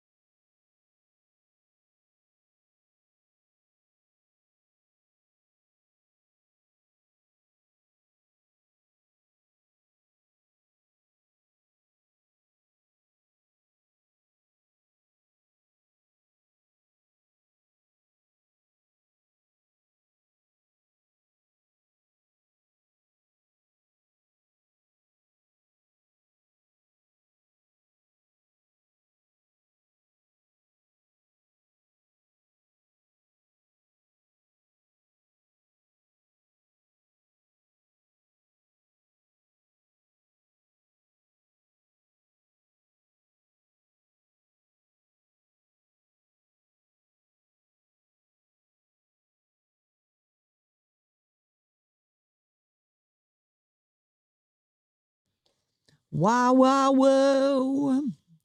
Alice, 97.3, Sarah Vinnie, Alice's morning show. Friday's coming with bad advice. I love it. Shoot your crises to badadvice973@gmail.com. That's the specific email address for the Bad Advice segment. You got a problem? We've got answers. badadvice973@gmail.com. Listen at 7 a.m. on Friday for life tips that you definitely shouldn't follow. What's up, everyone? This Alice Report is brought to you by Jumpstart MD. Want to get in shape this summer? Okay, I would like to. Yeah, me too. Start your weight loss journey with Jumpstart MD. Mention Alice and save up to 70% in June. Call 855-JUMPSTART or visit jumpstartmd.com. Ladies and gentlemen. Oh, actually, hold on. Overcast in downtown San Francisco with partly sunny skies expected all over the bay today and a high of 80. Don't forget the primary elections are happening today as well. And now we welcome in one of the cornerstones of the Alice News Network.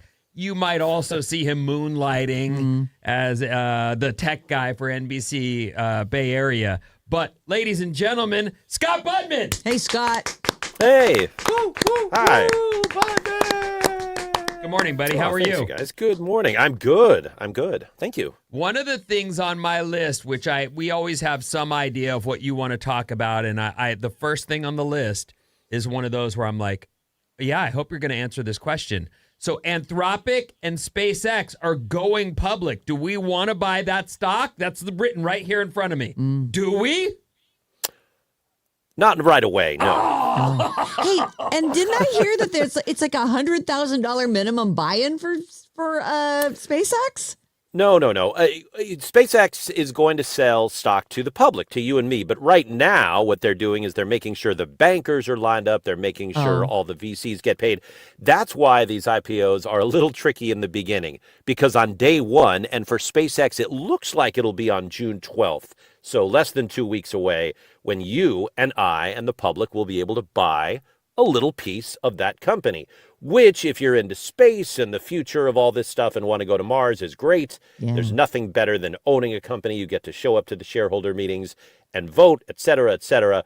But as far as the price goes and the money of it all, it's probably going to be really crazy that first day because they're trying to figure out how to match the buyers and the sellers. The sellers want as much money as they can get. The buyers are in a frenzy to get at this stock.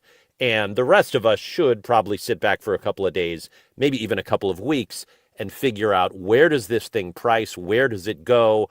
What is it worth? And then eventually to invest in the long term. Hey, I believe in space, or I believe in AI. I want to be part of these companies, but let it go for a little bit because it's probably going to bounce around a lot as it tries to find its normal range. I don't remember Apple going public, but I do remember Google going public. I remember them talking about the release and you can only get in early if you go through this one bank. So they have weird things they do in order to sort of thin that initial craziness. Right. And yet, Google, you could not go wrong with that stock. I know that doesn't necessarily mean SpaceX will be a hit or Anthropic, but man. I feel like people are looking to throw money at AI specifically. But I just wonder, though, I think part of the frenzy is I want to get this for as low as I can before it shoots through the roof. If we wait a couple days, maybe it's, you're only going to get to buy a tenth of a share because you missed out on... Scott, aren't you basically saying that the hype initially is going to drive the price way up and that it might actually settle much lower in 3 weeks? Is that what you're getting at? That often happens, and when companies come out with a whole lot of excitement, they're trading on that excitement. I mean, a good example is Rivian. People love those electric trucks. This is a company that's going to be around a while. People like them. The cars are popular. But when they went out, their first day was over $100. And if you bought that day, you haven't seen anything near a profit. The stock right now is around 15 or 20 bucks. And that's years after it went public. A lot of these companies get really, really excited. And then you've realized, okay, our range is more there instead of up there. Now, Google is a good example, Vinny. Had you bought on day one and just held, you would have really done well. But you never know if you bought on day 2 or week 2 or week 6. You also would have done really well because long term, Google turned out to be a fantastic investment. And that's what you're looking for if you buy a stock, not something that after 1 week or 1 month, you're going to say, oh, I did this right or I did this wrong. You're looking for something long term. And had you gotten into a stock like Rivian later by a few months, you'd be doing all right. But that first day is when everyone just, I don't know, Throws there's this money frenzy. at it. Right. Right. And that's not healthy for a long-term investment. Right. I don't know that I did it first day, but the whole audience followed my Snap investment. And Snapchat never. I think it came back close to where it was, and I sold it right away. Like, oh my God, I bought, and it just cratered. And never really, I mean, it flirted with. You wound up getting just about what you paid for I it. broke even, but I held it for years waiting for that just break even point. So there is a lot of that out there as you're, guessing on what's going to. I thought Snap had it. All the filters, people love them. It's true.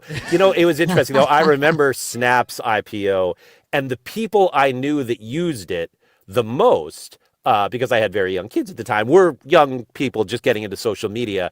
And I thought, all right, I don't know how good of a market this is. I don't know if these are people you want to advertise to. It was interesting to watch. And sure enough, they had like a 40-50% pop on day 1 and then went back down to trade in their range. And that range, by the way, has been all over the place.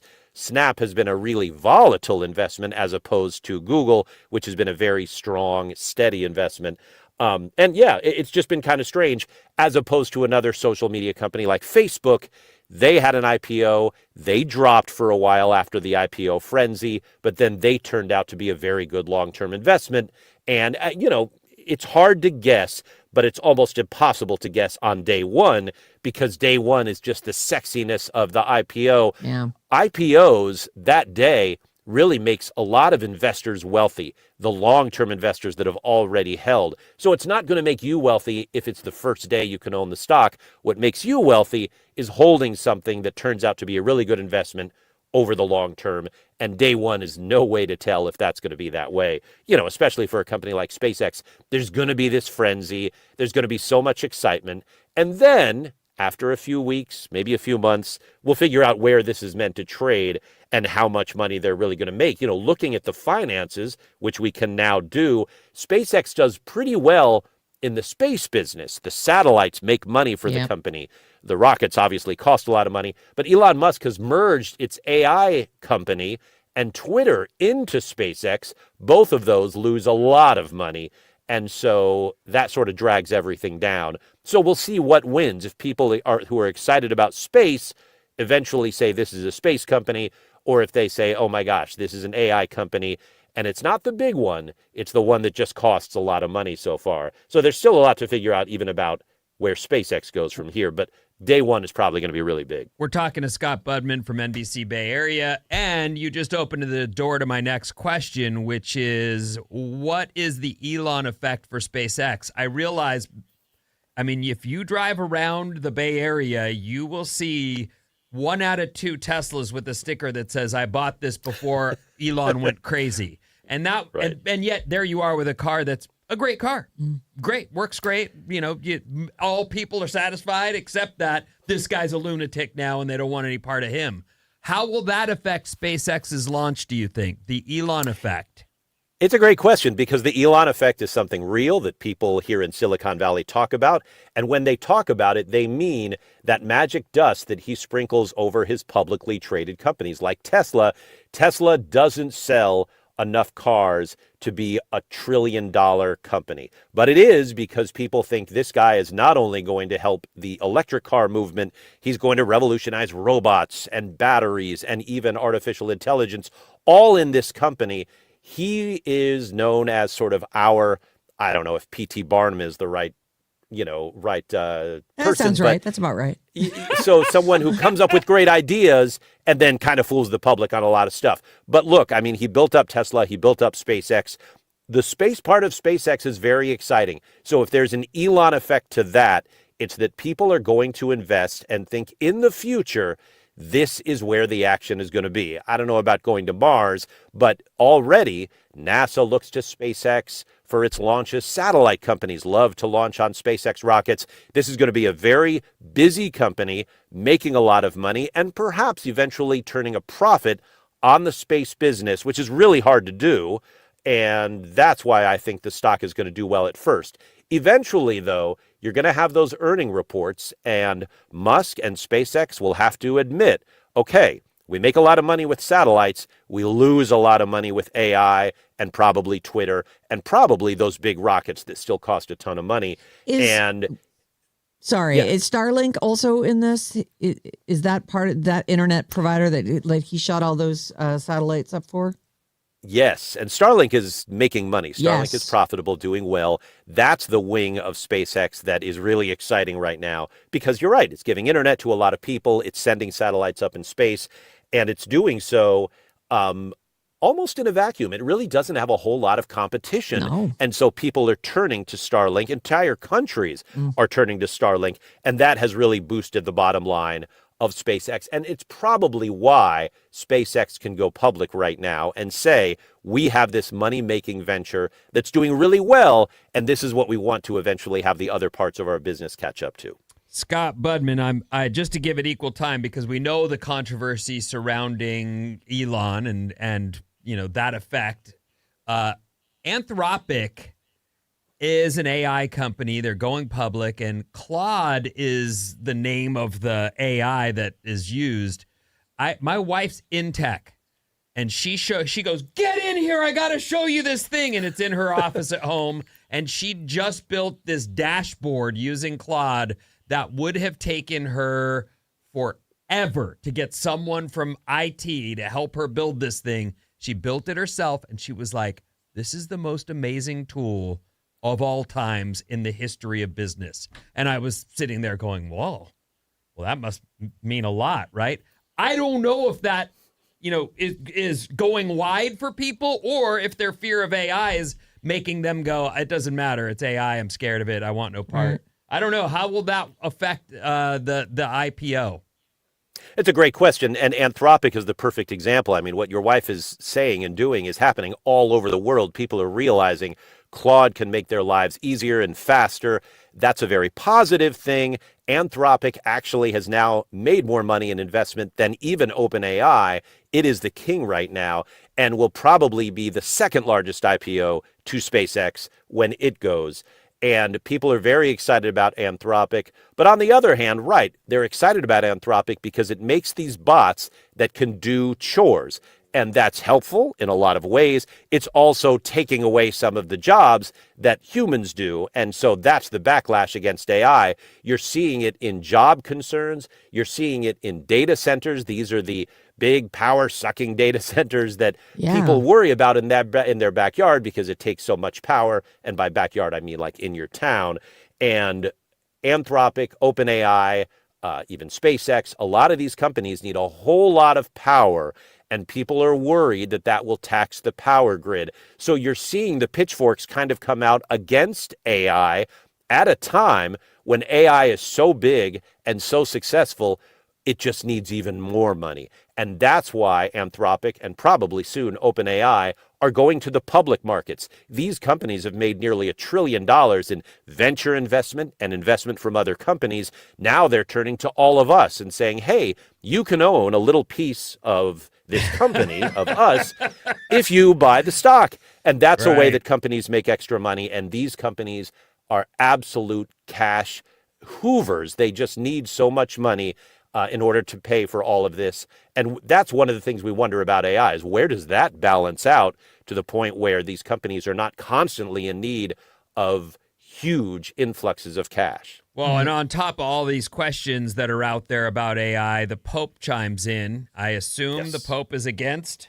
AI? You know, he came up with something really interesting. This is an encyclical from the Pope, which, we'll recognize as a letter from the Pope. And this is one of those things where he was talking about, he called it magnificent humanity, talking about how AI should serve humanity instead of the other way around. In a lot of ways, a lot of people are very impressed by Pope Leo, the new Pope, the American Pope. And he is talking about how there is a risk of losing the humanity if we give our work and our lives and our even relationships over to artificial intelligence.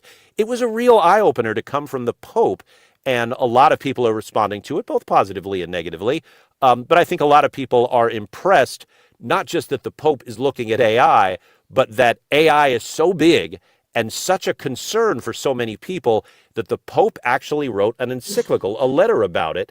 And so it's being thought of here in Silicon Valley, in offices, where data centers are being put. And by the way, the Vatican, like the Holy See, Right. is kind of concerned about AI.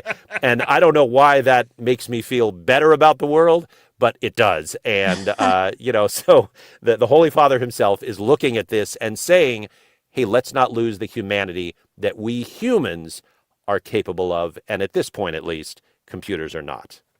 Ladies and gentlemen, Scott Budman from NBC Bay Area. Thank you, Scott. We Thank you, appreciate Scott. Thank you. Good to talk to you guys. Good Our to talk to number is you. 800 400 3697. We've got texts with Maddie on the show.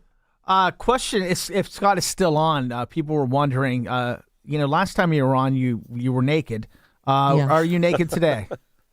I'm not. I can't believe people are wondering I that. know people. We got I a dress- lot. Everybody wanted to know, what kind of shampoo you use. Do you shave in the shower? Things like that. When's the calendar coming out?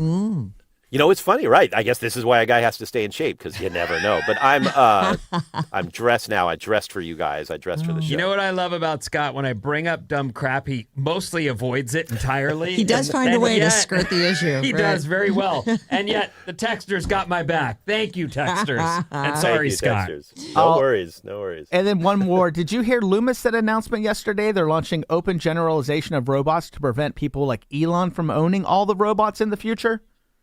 Yeah, Wait, what? one of the things about the robotics of it all and the AI and Elon is an IPO will bring in a lot of money to companies like Anthropic and OpenAI. That will also lead to hiring people. Good news for jobs. Not necessarily good news if you're in the market for buying a house, because a lot of those employees are all of a sudden going to get a lot of cash. But another thing we see with with IPOs are spinoffs. So we're going to see AI spinoffs. We're going to see robotic spinoffs, which means more startups. And so I think the market will take care of itself in saying, if indeed people want these robots, whether humanoid or otherwise, I am confident the market will take care of a lot of competition out there. We're already seeing, robots that are not Elon Musk robots. And I think there are companies already ahead, quite a bit ahead of Tesla when it comes to robotics, just like there are companies ahead of Tesla when it comes to self-driving cars. And so the market is taking care of itself, because competition is one of the things we see when we seed fund these things with IPO dollars, if that makes sense. Once again, Scott Budman, everybody. Wow, Well He done. knows stuff. amazing. Thanks, Scott. Thank Anything you. else? Couple more to wrap us up? That's it for Scott questions. Sorry, but we did have a little birthday today. Luann celebrating her birthday today, and this is from 707. You guys seriously make my mornings. I'm getting ready this morning, literally laughing out loud. Love the team these days. That's from the 707. Oh, Happy that's birthday, nice. Luann. And a little tip, because today, as Vinny mentioned, is Election Day. 510, don't drop ballot in the mailbox today. New USPS process means not all the mail is postmarked the day you put it in the box. Either go inside the post office and ask them to postmark it today, or better yet, drop off your official ballot collection box at any polling place in your county. They're all over the place, and you'll see signs that say vote, and there are arrows pointing you where you can drop your thing off. Also, a lot of police stations have them out front, and City Hall, depending on where right. you're at. All right. We're going to take a quick break. When we come back, Blake and Justin, that ain't over. It's not. It's still going on.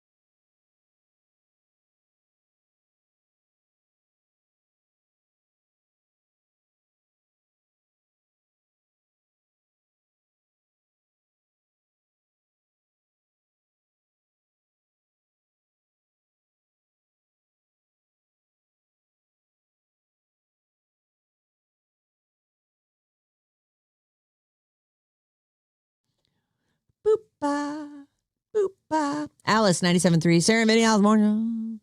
How you doing? It's Tuesday. Get her done Tuesday. This is the day when everything happens. By Wednesday, it's hump day. Thursday, you're like, it's almost Friday.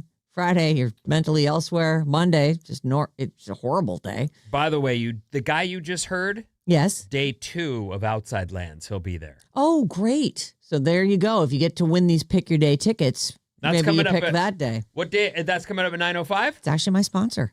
Crazy. Did you know that? No, I did not. Pick Your Day tickets for Outside Lands. He's playing on the second day, Saturday. Saturday. All this week, 9:05. We've got a code word for you. 12:05, Mason's got you in. It's Jane with one more chance at 5:05 each day. We'll give you a code word to win a 4-pack, you and 3 friends, of single day Pick Your Day tickets for Outside Lands. Charlie XCX is your headliner on Friday, The Strokes on Saturday, Rufus Du Sol on Sunday, and 1 million other bands on 1 million other stages. You'll be wondering, get your walking shoes on. You're going to be moving around. Saturday's looking real good to me. The Strokes, the XX, that Joe you just heard from. I think it's just Joe. I think it's DeJoe. Okay, Joe. I don't believe in silent letters. You don't? I mean, is it something you can believe in or not? I don't know. I choose not to believe in it. So you call it Psirosaurus? Yeah, Psoriasis.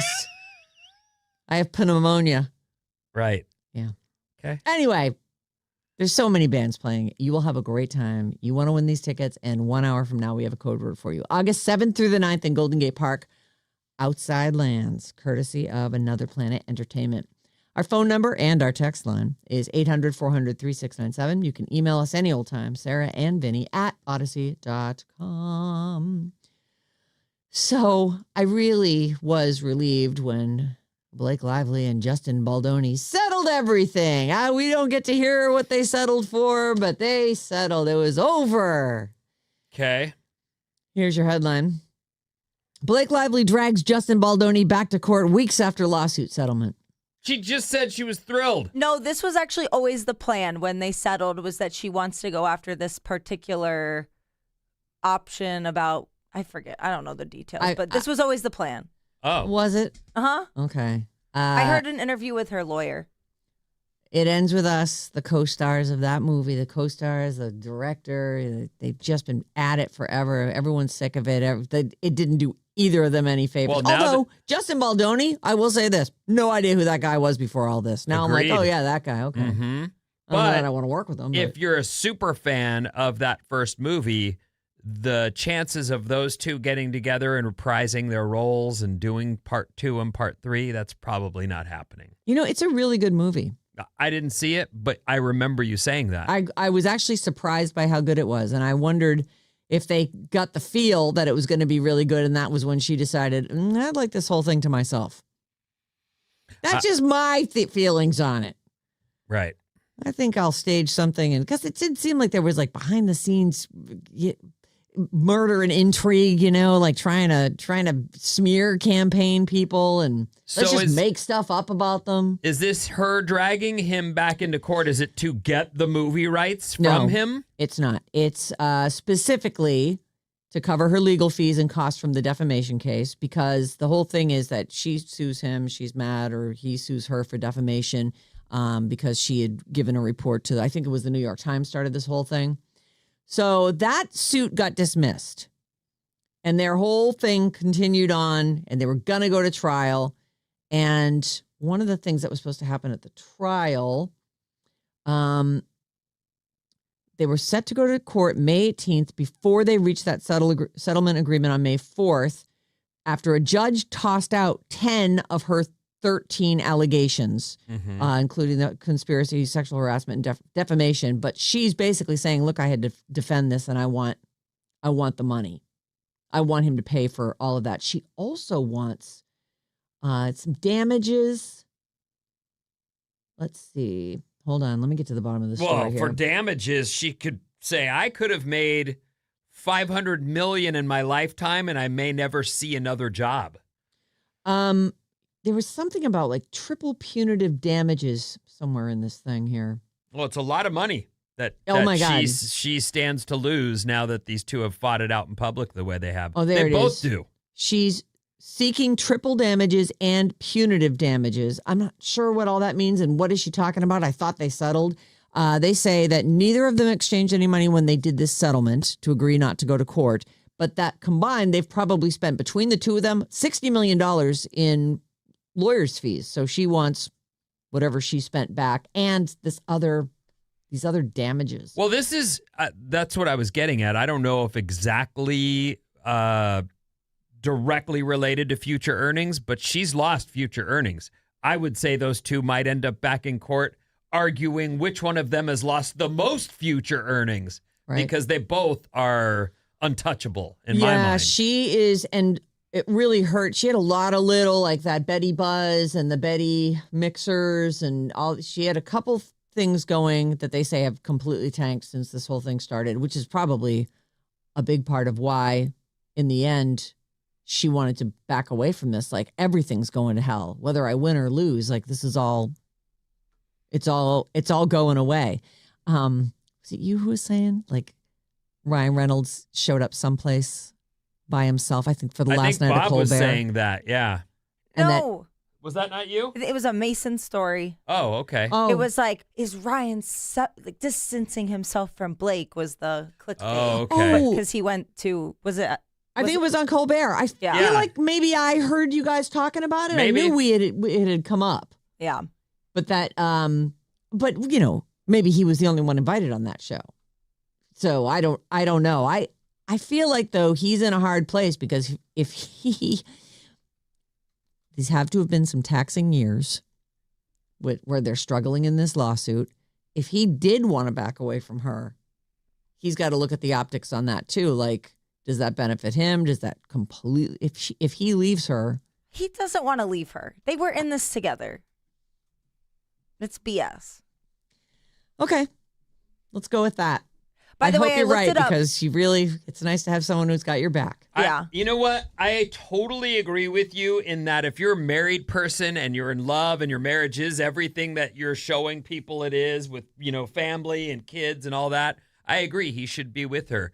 We have seen repeatedly in Hollywood that their careers are by far more important to them than their partners. And they will absolutely move on right down the road, even if someone is just lost some of their stardom. Forget about the scandal she's in. Some people are like, that person's star is far too low, or the person's star is low, and they're like, my person's leaving me and going through the stratosphere. It's weird, but their careers mean a lot to them in like almost wrong-sized ways. Right. We also saw throughout the legal battles when all the texts and emails were coming out that it was the two of them like reaching out to people. They were working on their angle together. I hope you're right.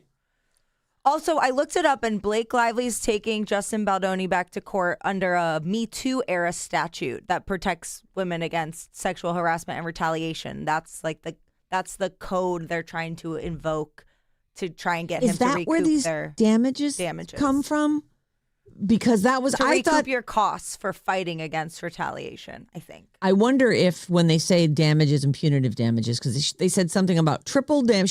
She wants, let me get the exact quote here. Will I be able to find it? The Gossip Girl actress is seeking triple damages and punitive damages in addition to getting her lawyer's fees paid. Punitive refers to inflicting, involving, or aiming at punishment. It describes actions taken to penalize someone for a wrongdoing or deter future bad behavior. So it sounds like this just isn't over yet. Like that sounds like she says back to the original thing. Right. Now that your lawsuit's out of the way, Yeah. back to the original thing. I think that's a good summary. Okay, well, I guess I'll keep an eye on it. I thought I was done with it. Well, and I don't know. Maybe she just believes the only way out of this is through it.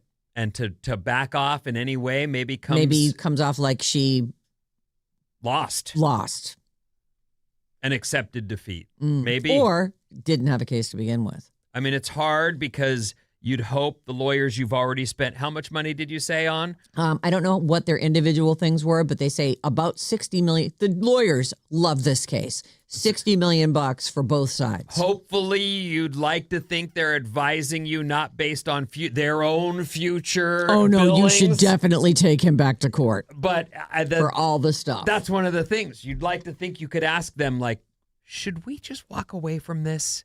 Can you do that as a lawyer? Aren't you obligated to best serve your client? Oh, I think there's all kinds of rules in place, yes. Well, they could make an argument. I was best serving her. Get her more money. But if you could truly say, I think your best bet is to try and keep this going.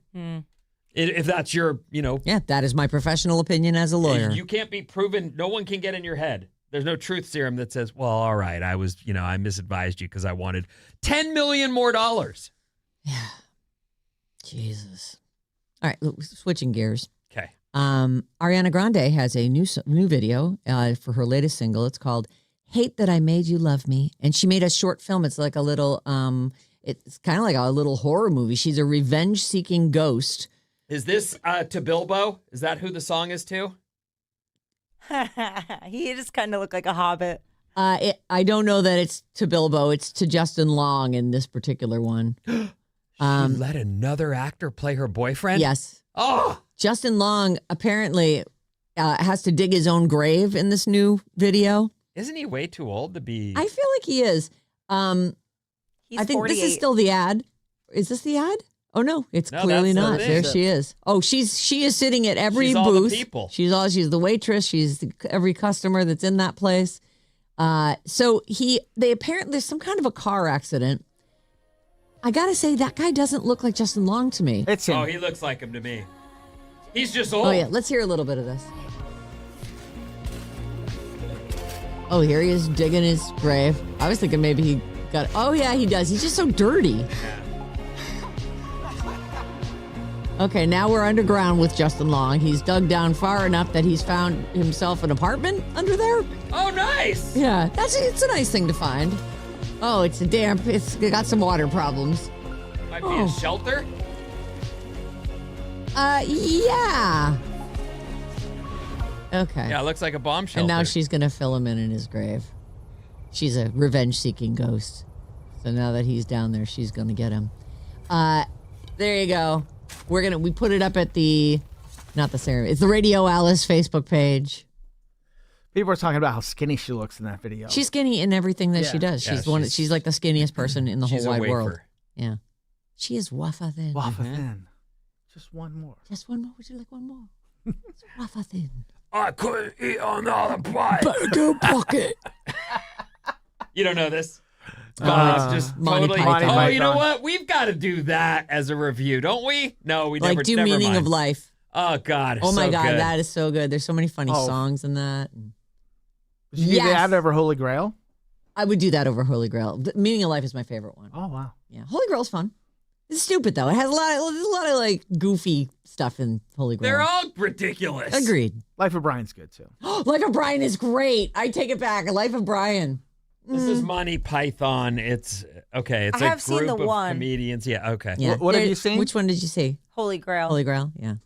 Well, there used to be a TV show. There was a couple English sitcoms that came our way, like Benny Hill. They were on God. PBS on Ab weekend Fab, nights. right. I know because we only had, that's all we Right. had in my house was PBS because of the antenna. And so they would come on like so un-PBS, Benny Hill. I know. You know, Topless topless girls and stuff. Yeah, it was crazy. Like old men with really young women. Ugh. I wonder if it would. I think it wouldn't hold up today. Pretty sure no. But Monty Python's Flying Circus was just a skit show. Yeah. And it was these 4 or 5 guys. 5 guys? I don't know, whatever. I could probably figure out their names. But anyway, they did all these movies. I think of Michael Palin, and that's the only one I can think of right now. But there's a million of them. What have I got for time? All right, let's do John Cleese. John Cleese. He's the big one. Terry Gilliam. Terry Gilliam. Who else? Can you think of anybody else? There's at least 2 more. Get the I'll line, look get it the up. look All it right, up. all right. We're not going to figure it out. BuzzFeed put together a little list of actors who were replaced because they got fired, quit, or died. Eric Idle, Terry Jones, Oh, Eric Michael Idle, Terry Palin, and Jones. Graham Chapman. Oh, Graham Chapman. Funny, John Cleese isn't even in that list? No, Or- John Cleese we already said, and we Okay. already Oh, I said see. Terry Gilliam Got it. and Eric Got it. Idle.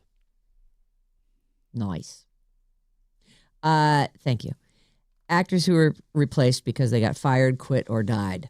I can't even make a guess. A lot of the, I think you'll know. How about you tell me? Henry Cavill, The Witcher. Yeah, Liam Hemsworth. Yeah, he quit. So Henry Cavill quit over creative differences, apparently. What a which bummer. I gotta say, I didn't watch The Witcher. But it was on my TV a lot, and my son and my husband loved that show. I would hear them giggling. They would pick up the guitar and cello. Oh, they play and the do songs with it? for The Witcher. Ah, Like, it's so goofy, but they loved it. he's so good in it.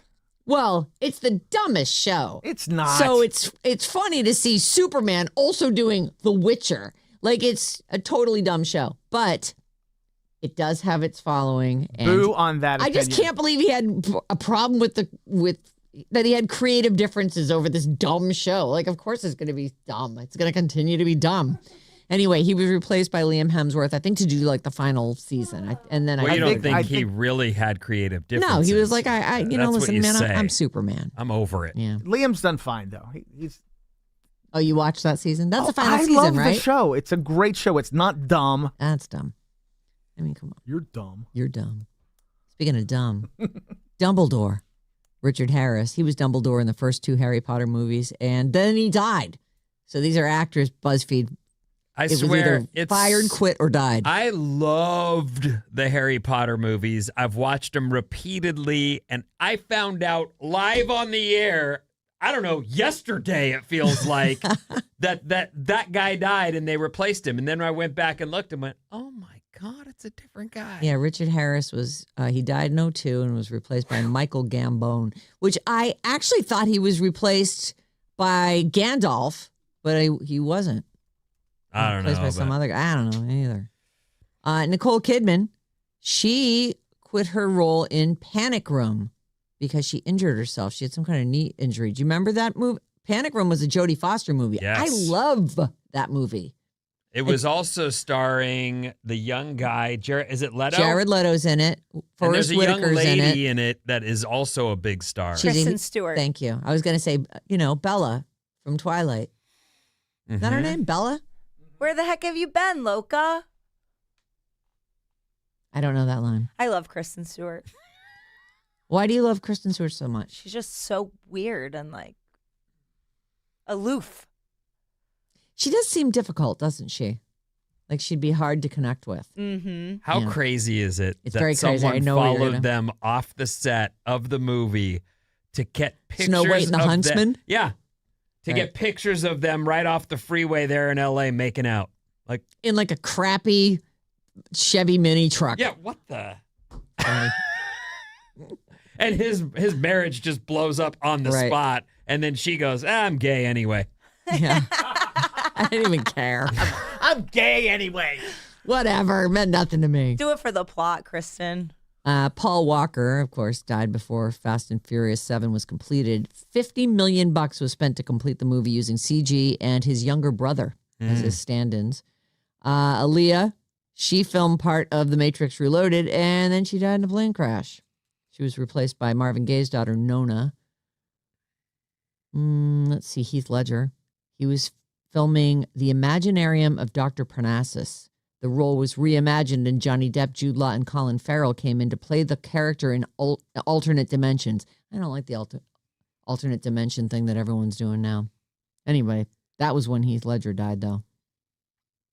Chris Farley had recorded most of the vocals for Shrek before he died. Mike Myers took over the role and had the whole script rewritten and decided to do it as a Scottish dude. That is like, I know everyone says iconic, but the Shrek character and voice, Home the run. yes, incredible. And Philip Seymour Hoffman, he died while filming The Hunger Games, Mockingjay Parts 1 and 2. He wasn't replaced, but they had to rewrite the whole script to make sure that they didn't need him or they could use stuff that they already had. So there's that. And I got a minute, right? All right. This has been sitting in my pile for a while. What do you think is the most expensive celebrity baby photo? So this is babies that were born to giant stars that then wound up on the cover of People magazine. The for first money. thing that occurs to me is Blanket. no, the John That's a good one. photo of him crawling around in the White House. Like he wasn't a baby, but he was a young JFK's kid at the White House. You know, he isn't on the list. That's actually it's interesting where your brain went with this, because I wonder, because that is a famous photo. I wonder if that was in tabloid magazines at the time, and if that would have been, well, that's the president's kid, so we get access to that, almost like it would be running a news thing, and then People magazine could pick it up. These are people who took money, said you can have a picture of me and my kid, but this is how much it's gonna cost you. And many of these people actually donated the money to causes that they cared about. Was it Jolie? She has several in the top ones. The here. highest paying child photos. Highest paying child photo. Okay. And the highest one is $14 million. People magazine paid to get Knox and Vivian Jolie Pitt when the little twins. Huh. Imagine that. I know. I get a point for that. Sure, I'll give you a point for All that. right. The second highest amount ever paid. Oh, let me grab my pen here. Hold on. Let's give Maddie a point. Maddie, he's got a point. By the way, I looked up the JFK photo. There's a ton of photos of him with his dad before the one I was kind of really thinking of, which is him at his dad's funeral. That's an iconic photo. And then there's another one with him that I was thinking of Him in the White House. Yeah. saluting his dad. He's wearing shorts too, which is weird. Even though he's with a tie on the top. and he's got a pea coat on. Oh, yeah. But he's in shorts. He looks like Sabrina Carpenter. He does. He does. Except his coat's a little longer than where she would wear it. She needs to have curve of the ass showing. Yep. The second most that was spent was Max and Emmy Muniz, who are J-Lo and Mark Anthony's kids. Okay. Emmy just changed their name to Oscar. They are 18 now and just graduated from high school and are going off to college as Oscar. Okay. People again paid $6 million for pictures. A lot of these, by the way, I'm not going to go into all the details, but they were the money went to charities of the Star's choice. Like Angelina Jolie didn't need $16 million. No, apparently. I mean, a charity is a good angle. I would also consider putting that into a trust for the kid. Sure. Like, there's your money. Right. That's your life money to start with. There you go. And that's all of it. You're not getting any more. Right. Even though I have $100 million. Exactly. Shiloh Jolie is number 3 on this list. $4 million to put her on the cover of People magazine. Levi Alves McConaughey Okay. is number 3. Is $3 million to be on. Looks like OK magazine. Pax Jolie Pitt, $2 million. Boy, they really cashed in, didn't they? Yeah, like every kid they You had. know what? It hurts my heart, and I don't expect anyone to feel sorry for him. He's Brad Pitt the whole time, but damn, alcoholism destroyed that family. Mm-hmm. Those kids want nothing to do with They're their all own changing dad. their names, right? Awful. Danny Lynn Burkhead. You know who that is? Yes, that is the guest model's kid. Anna Nicole Smith. Yes. Yes. $2 million on the cover of OK Weekly as well. Anything else here? Oh, and Christina Aguilera got $1.5 million when she had a baby, Max Bratman. Mm. And also Jessica Alba. She got $1 million, I believe. Oh no, also $1.5 million for Honor, her first kid. And there's $1 million more there. And those are big paydays. For most of us, I'd have another kid just to get the payday. Right. Let's just have a whole bunch of kids. And keep And getting each paid. one of them, right. And ask for more for each one of them. Right. Make a whole competition between the children. Have the most expensive photo. Okay, Benny, what's coming up? Oops. Bankruptcy, graduation gifts, which I meant to get to earlier, and music after these.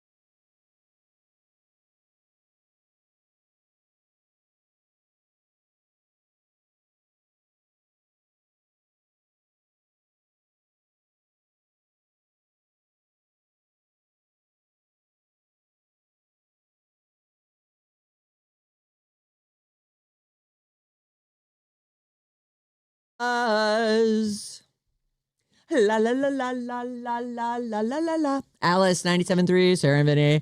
Alice's morning show. You can watch us on YouTube. Sarah and Vinnie on YouTube. We're live right now. You can see the chaos unfold on screen. Find clips, laughs, and plenty of awkward moments. That was good, Maddie. Go crazy. YouTube.com/@RadioAlice973. Hit subscribe and don't miss out. What's up, everyone? This Alice Report is brought to you by Bridge the Gap. It's a generational showdown, Gen X versus Zillennials.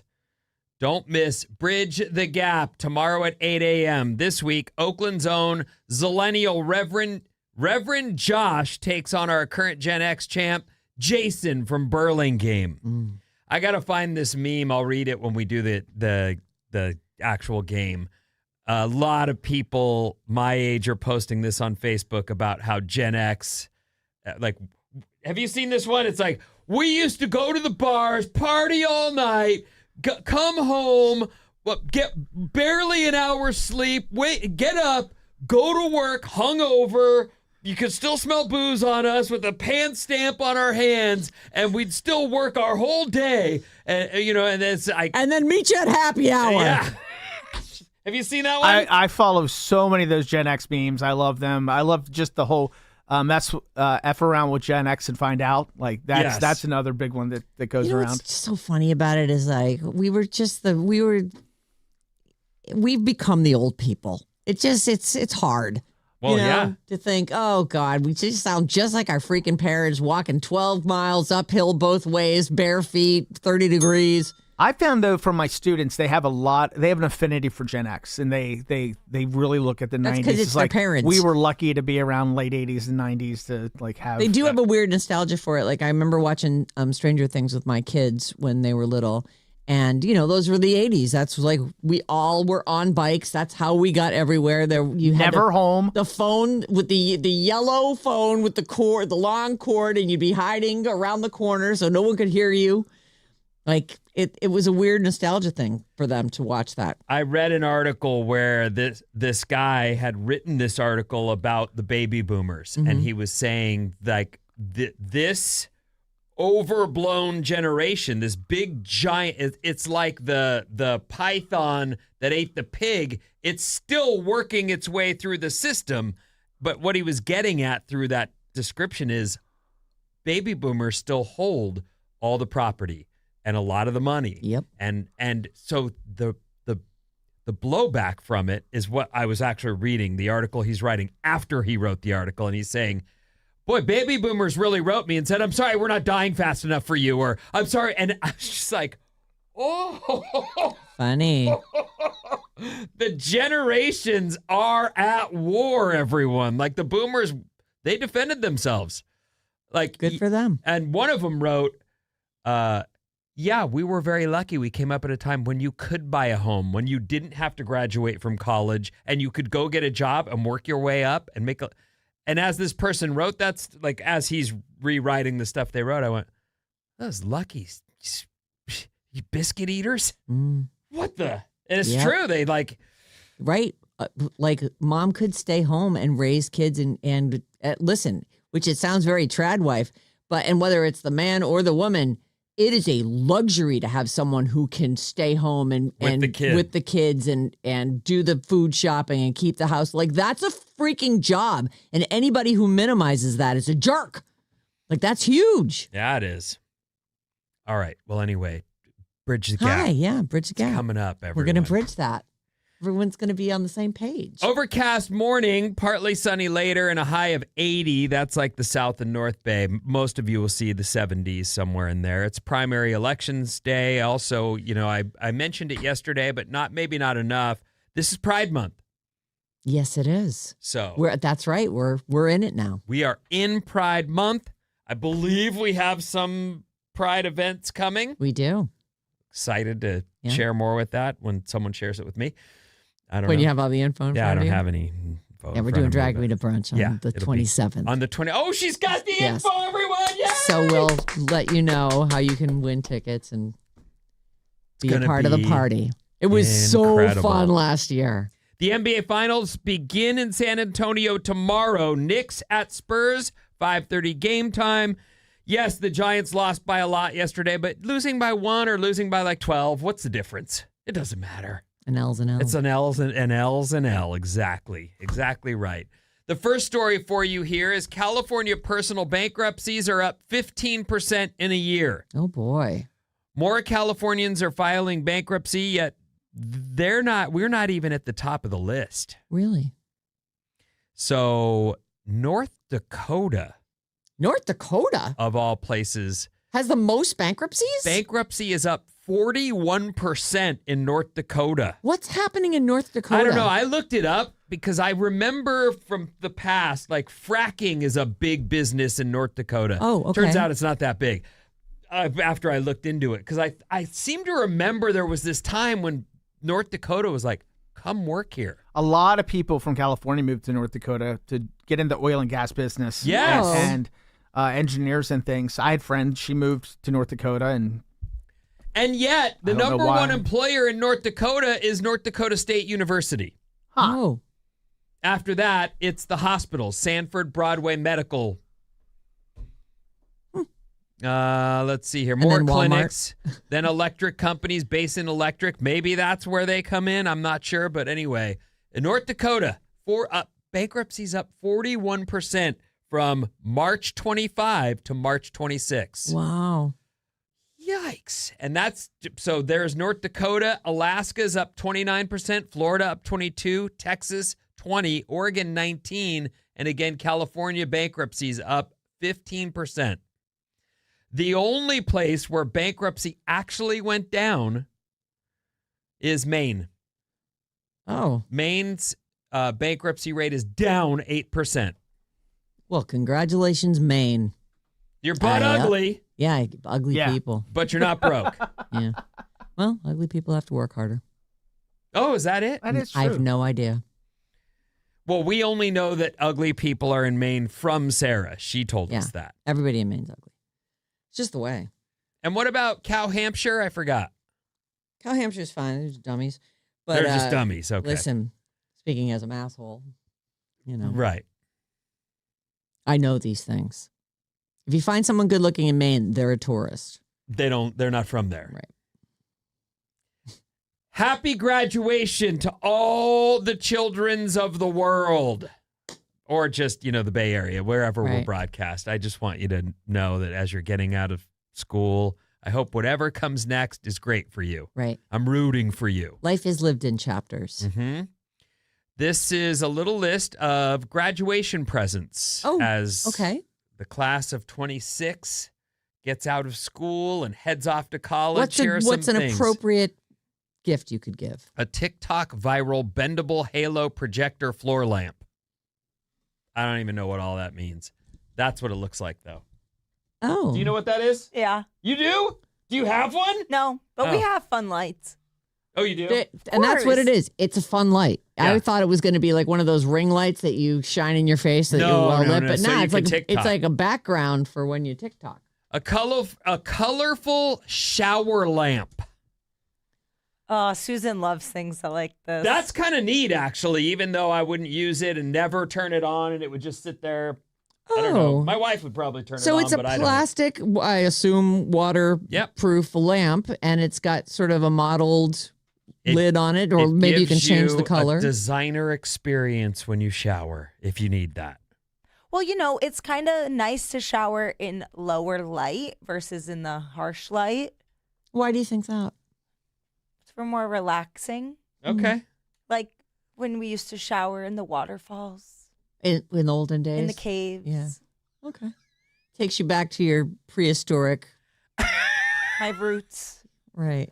It's in your genes. Connects me with in my your DNA. ancestors. Yeah, right. On the list it's not a bean bag, it's a bean bag chair. It actually has shape to it. So this is for your dorm room, everyone. I love a bean bag. I do think that's actually better because a bean bag does misshape and Yeah. you gotta like sort Well, of. it's just a big floppy thing on the floor. This Right. actually, it even has a handle on the top of it so you can pick it up and move it around. They make ones too that you can convert into a bed for guests. No. A beanbag bed. Yes. Actually, it sounds great. Anyway, There's suggestions out there. I got this from BuzzFeed, but you got to graduate. There's no brand new BMW convertible no on there. That's not a good grad I'm present. not seeing that trip, anywhere. a backpack, and a ticket to Europe. Sarah, Yara. you can only listen to one type of music for a year. So a genre, type, whatever you want to call it. It can be metal. It can be country. It can be rap. What do you choose? Can I say 80s? You can say, I'm gonna yes, say the 80s. absolutely. Like new wave. Yeah. But everything from like the Cars to hair bands Oh, to, I see. Kate Bush, like all the stuff that came out in the 80s. I think you need to decide if you're listening to metal from the 80s or new wave from I'll the 80s. just say, can I just say rock?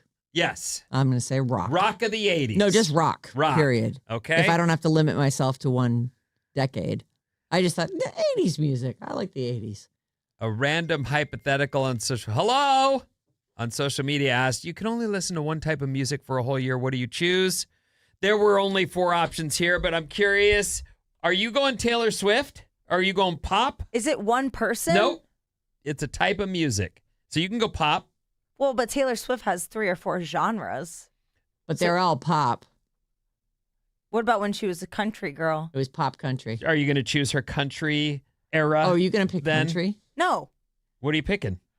Taylor Swift Just, as the category. okay. Oh, just Taylor. Maddie? What were the options? Just pick a genre And we're going you to would see pick. if it's in the... No, who even cares Alternative. about that? Alternative music is your music, genre. yeah. Okay. Maybe EDM. Oh, God, EDM for a is whole on year? the list. It's a huge genre, too. EDM is big. I don't know why. But your boy loves I know. EDM. He's all about Does it. he have a favorite artist? Like, is Dead Mouse his guy? No, I don't know who his favorite artist is, but he listens to a pretty wide variety, but the music he makes is definitely like He calls it cringecore. cringecore. What are you cross-eyed for? I didn't cross-eye. Oh. It's fine. I actually know I like it because I'm his mom, but I do like it. I've listened to what he does, and it's extremely creative. It's also got a kind of a drill sound to it, which isn't easy on the ears, which leads me to, I would probably, despite the connotation that it's associated with doobie weed, I like reggae. Yeah. If I can only have one, I That's feel what like you do. because like I can groove with that when I'm go surfing, but I can groove with it at home when I'm trying to go to bed or like it's Right. It's, Metal's a little bit pump I you up. love metal. I know you do. But I'm not going to be at home listening to metal. Are I'll you listen afraid to, you drift off to sleep while you're driving in? No. It's very mellow. No, I wouldn't. I don't drift off. I don't drift off to sleep. That doesn't happen to me. Do you drift off to sleep? No.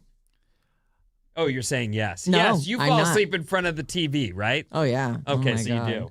Do you drift off to sleep? Like, is there a danger that if you sit down and things get quiet, you'll just lose it and go to sleep? On the couch. Yeah. You will.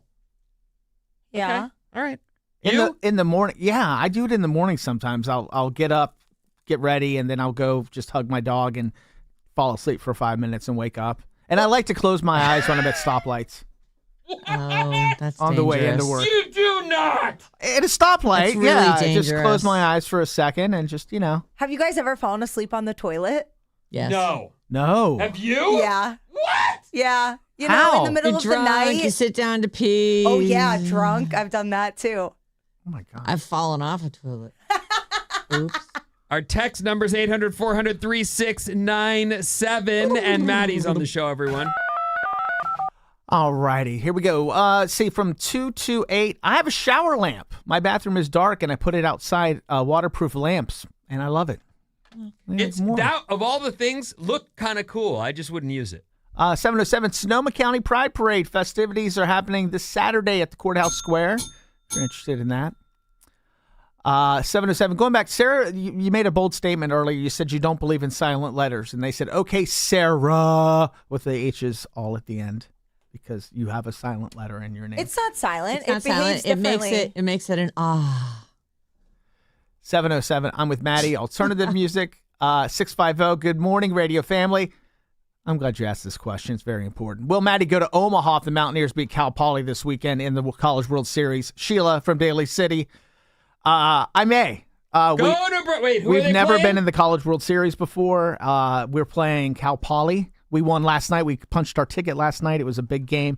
Very big game. It was very exciting. But yeah, I might go. You're Why not going to You Omaha. lying Shut liar. up, You're not going to go to some. please. What are you? I've never been to Are you Omaha. I've independently never been to that wealthy? I've never been to that part of the country You ever. should go. Ever. Do it. Buy your ticket right now. Exactly. You're full of it. God, you're.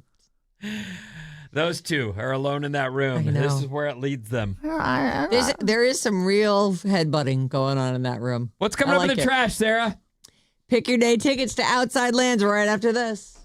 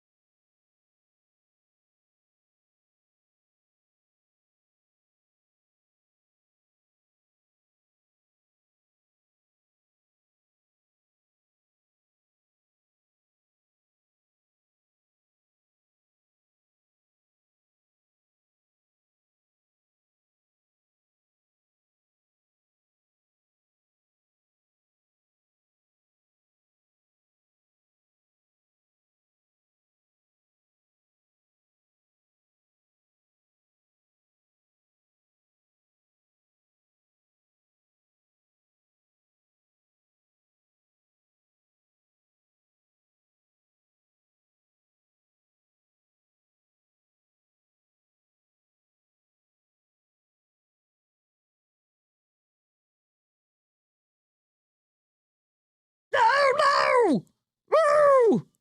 No way, you always be my baby. Do-do-do. Was all that on? I guess so, yeah. Oh, boy. Whatever. Yeah, that was on. All right. You like that? Oh, yeah. Fozzie Bear? So what? Fozzie has a nice singing voice.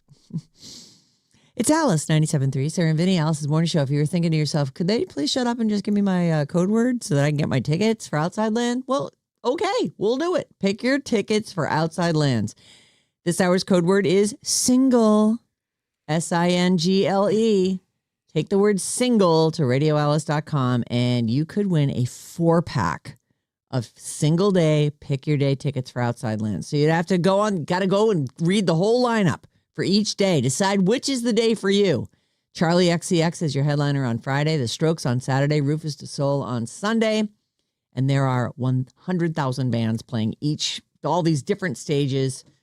I was saying it earlier. You gotta wear your walking shoes. You gotta dress for different types of weather. It's a day out. It Absolutely. is a full, long, and I awesome love day. that adventure of just like cruising around. You got your little like who's playing where, and then you start chatting with people while you're getting food or whatever. Yep. And you're going over. Okay, let's go, and then you make friends. It's really fun. Really good August stuff. 7th through 9th in Golden Gate Park. This year's Outside Land is going to be amazing. This hour's code word is single. Take it to radioalice.com. Enter it in. There's another code word coming your way at 12:05 with Mason, and Jane has one for you at 5:05. So lots of chances to win. This hour's code word is single. By the way, if you Hang look on. at that, Courtesy of Another Planet Entertainment. if Go you ahead. look at that list of bands and you're like, I don't know these bands, I discovered Tame Impala. I discovered who's the band from Alaska that's really good and it feels something too. They did the song in the Top Gun movie. They're another band. I'll think of it. I can't think. Portugal the Band. Yeah. Okay. A bunch of those kinds of bands that you go, I don't know who that is, and then you get there and you listen and you go, these guys are great. It's gonna happen. Go and enjoy yourself. It's Yeah. gonna be a lot of fun. I'm pretty sure, doesn't Outside Lands have an app where you can try to sort of organize your day? It shows all the stages. Never done that, but I'm sure you can. Yeah. Anyway, now's your chance. Single is your code word. Go enter it in. Get yourself in the running. 800-400-3697. That is our phone number and our text line. And email us anytime at sarahandvinny@odyssey.com. I mentioned this earlier, but in case you somehow missed it, you are no Swiftie. Taylor Swift is releasing a song for Toy Story 5. We're going to get to hear it on Friday, so it's official after the big countdown on her website. Yesterday at 11 a.m. our time, we found out, just as we all suspected, she's doing something for Toy Story 5.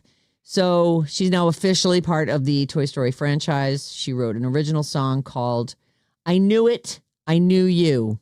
And it's Friday. We'll get to listen to it. This is a song she wrote with Jack Antonoff, longtime collaborator, reunited with Yesterday, him. I read the title and went, I don't like it.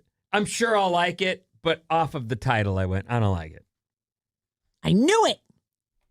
You like the title? No, it's a bad title. Okay, good. Well, we don't know. Objectively. We don't know the song yet, so maybe it's just so clever. We just don't get it yet. That might be it. It's still a bad title. I knew it. I knew you. I knew it. I knew you. Yeah, I'm glad to hear you say that because I looked at it and snap judged it and went, no, I don't like it. There's also a lot of chatter in my circles on the internet. Oh, I see. Because Gracie Abrams, one of Taylor Swift's students and collaborators, has a song with almost exactly the same name. Oh. It's called I Knew It, I Know You. Isn't that weird? What? Yeah, that is weird. Why is she doing that? I don't know.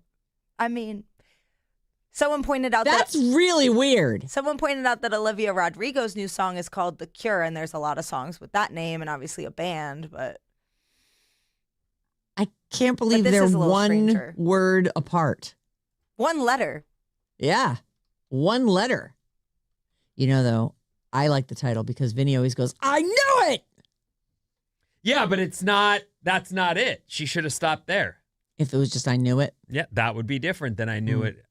Like, I don't know. I heard the title and was not pleased. Well, we're going to hear it on Friday, and we'll see how pleased we are. And also, let's get Gracie Abrams on the line, find out how she feels about it. Oh, well, come on. She says, I knew you. I knew it. Oh, I know.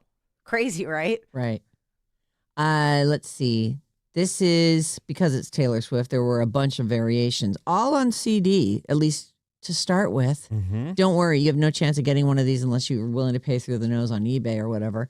On the website, right off the bat, she was selling 3 collector's edition CDs, the single, an acoustic version, and a piano version, each with different artwork.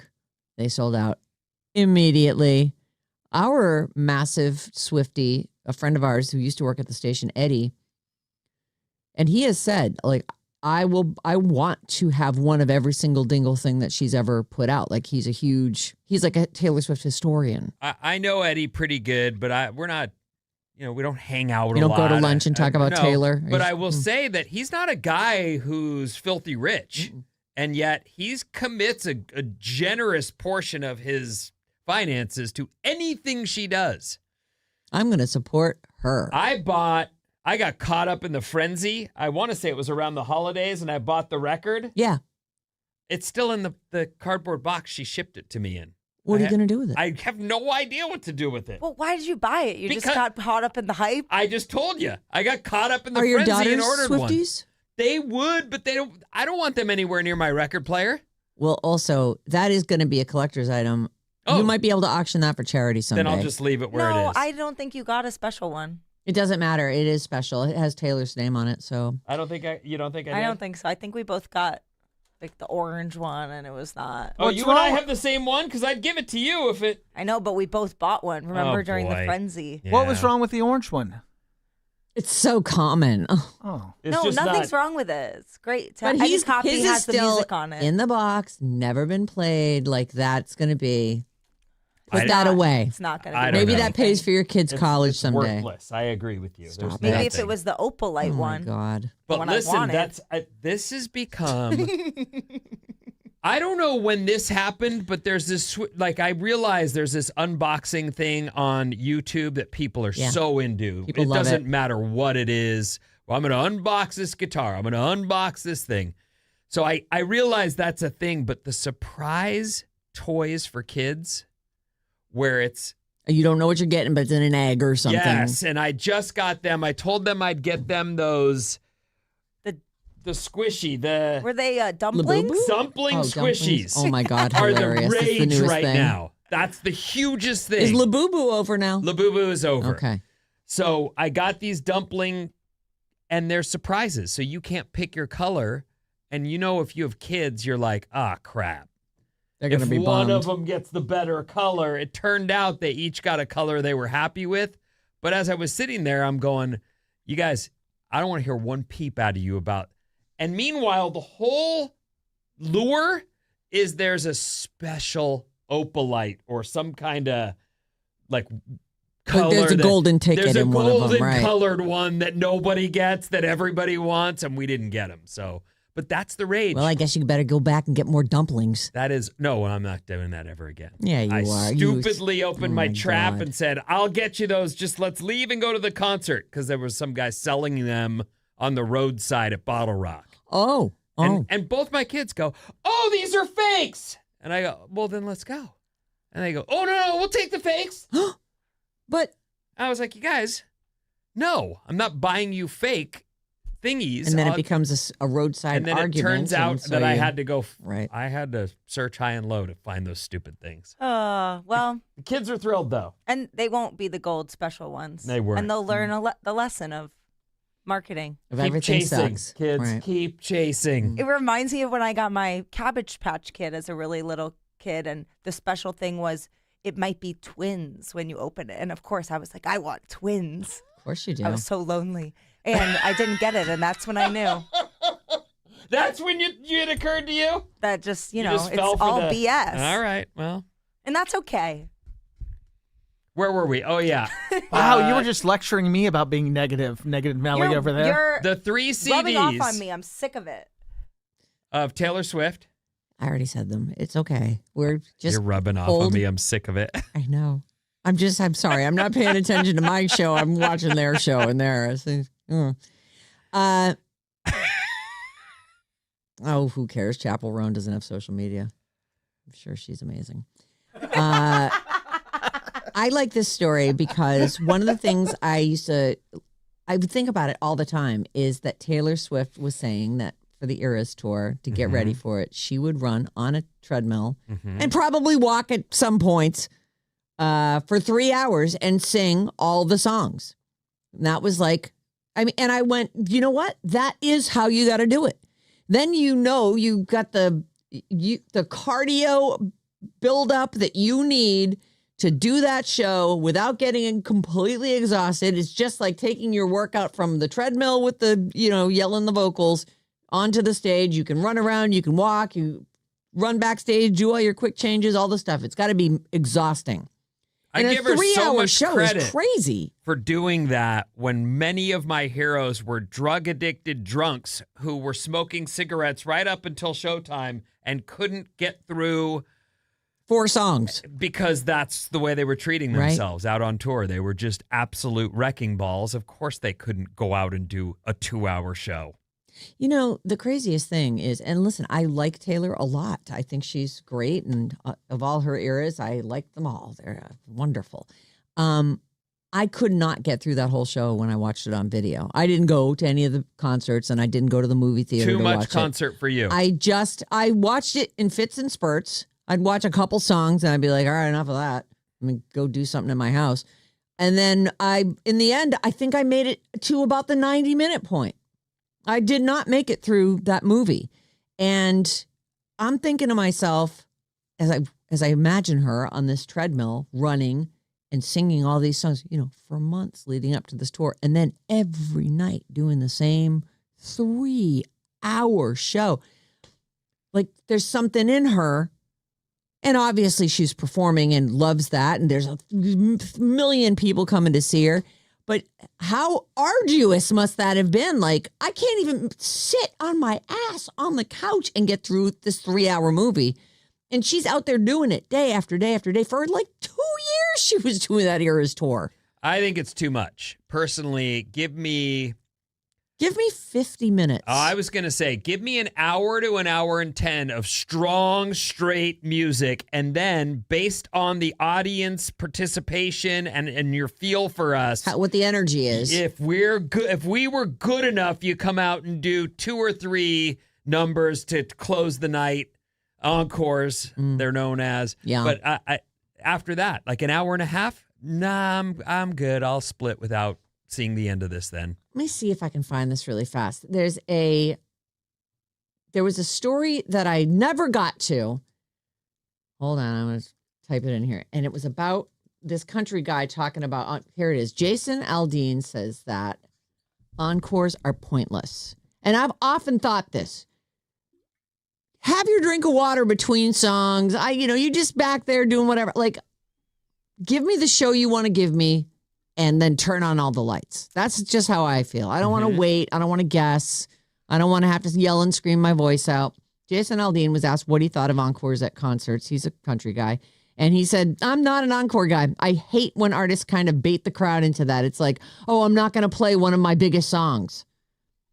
I always tell them, listen, I'm just going to play you everything we got. And when it's over, it's over. Like, that's it. I'm not going to go off stage for 5 minutes and wait for you guys to cheer for me to come back out.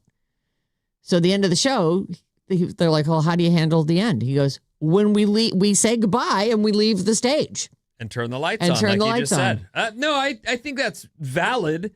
But I also think that as a crowd, there are special nights. And as a performer, I would like to think that you would say to yourself, that was so rad. I'm venue, sorry it's over. This spot was so magical. I just want to go out there. And you've got enough music in your back pocket if you've only done an hour that you could go out and do 2 more songs. But they're not special anymore. It's like, when people would be so moved by a show that they yell encore. And now it's just like a planned thing. They save, like, the Eagles save Hotel California for their encore. Like, of course they're going to play that. You know they're going to do an encore. They haven't done the one song. Now they're making you wait till the very bitter end. I know what you're saying, and I just said this about the Foo Fighters. When he did that show at Bottle Rock, and I love the Foo Fighters, believe me, but for him to be like, and on stage, on lead guitar, like, I was going, this is so old school, introducing the band, and the guitar player goes,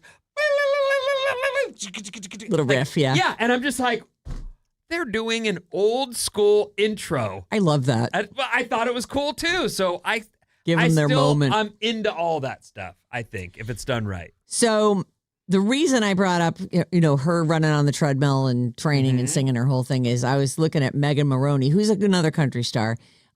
She kicked off her Cloud 9 tour last Friday, and it goes through October. And so to prepare for the grueling schedule, she took a page out of Taylor's notebook. Her outfits that she wears on stage, though, and I feel like Taylor had some pretty heavy outfits and all different weights because they were all different sizes. Some of them were enormous gowns, and others were just like, like a weird ice skating look. So she says that all these outfits that she wears, this is Megan Maroney, weigh about 15 pounds, which isn't a ton of weight. But she says that those look light. Those look light as a feather. Anyway, yeah, I guess she's got some heavier outfits. stuff. So this must be for her new tour, I guess. So to make sure that she can maintain stamina and an energetic stage presence, she wears weighted vests. She would sing while using a treadmill and have the big weighted vest on. Good for her. Take it. Be a pro. And then when they started the rehearsals, she was like, I'm going to just keep wearing I need to keep that thing. And then I'll feel light as a feather when I'm actually doing the performance. And to help with the recovery, she would then do a sauna and a cold plunge every day and do the whole show while running on a treadmill. That's the new way, Megan Maroney everybody. first gained attention from her single Hair Salon. Oh, hair salon. She's really pretty. Why was she in the news recently, or is she just another cute blonde country girl? I think we were getting her confused with one of the other cute country stars. There's so many of them. The one who got married in the waterfall. Oh, cave. yeah. That's the second time waterfall caves have come up today. Weird. Crazy. It's a theme. We're theming the show out When we today. used to shower in waterfall caves. Yeah, she said that. I did say that, and I didn't even know that we were going to be talking about this. What's the other one who's on the Billboard charts? Ella Langley. Yes. Or That's Lainey right. Wilson. Oh, crap. It's Megan Lainey Maroney's the third Wilson. one. Lainey Wilson's the one that got married. Lainey Wilson is the one, and she's the one with the blonde. She's the one who looks exactly like Megan Maroney. Kinda. Oh, maybe Megan Maroney said she was going to date somebody, wanted to date somebody like Oh, do you think it's the same or person? Glenn Powell or something. I forget. No, this is definitely a different girl. She looks 10 years older than that other girl. I know, but we were talking about Megan Maroney. I'm sorry. That was Lainey Wilson, who looks old. She's lovely. I got to shut up now. What do you got coming up? Poor Lainey. Why am I still talking? Colonel Sanders speaks after these.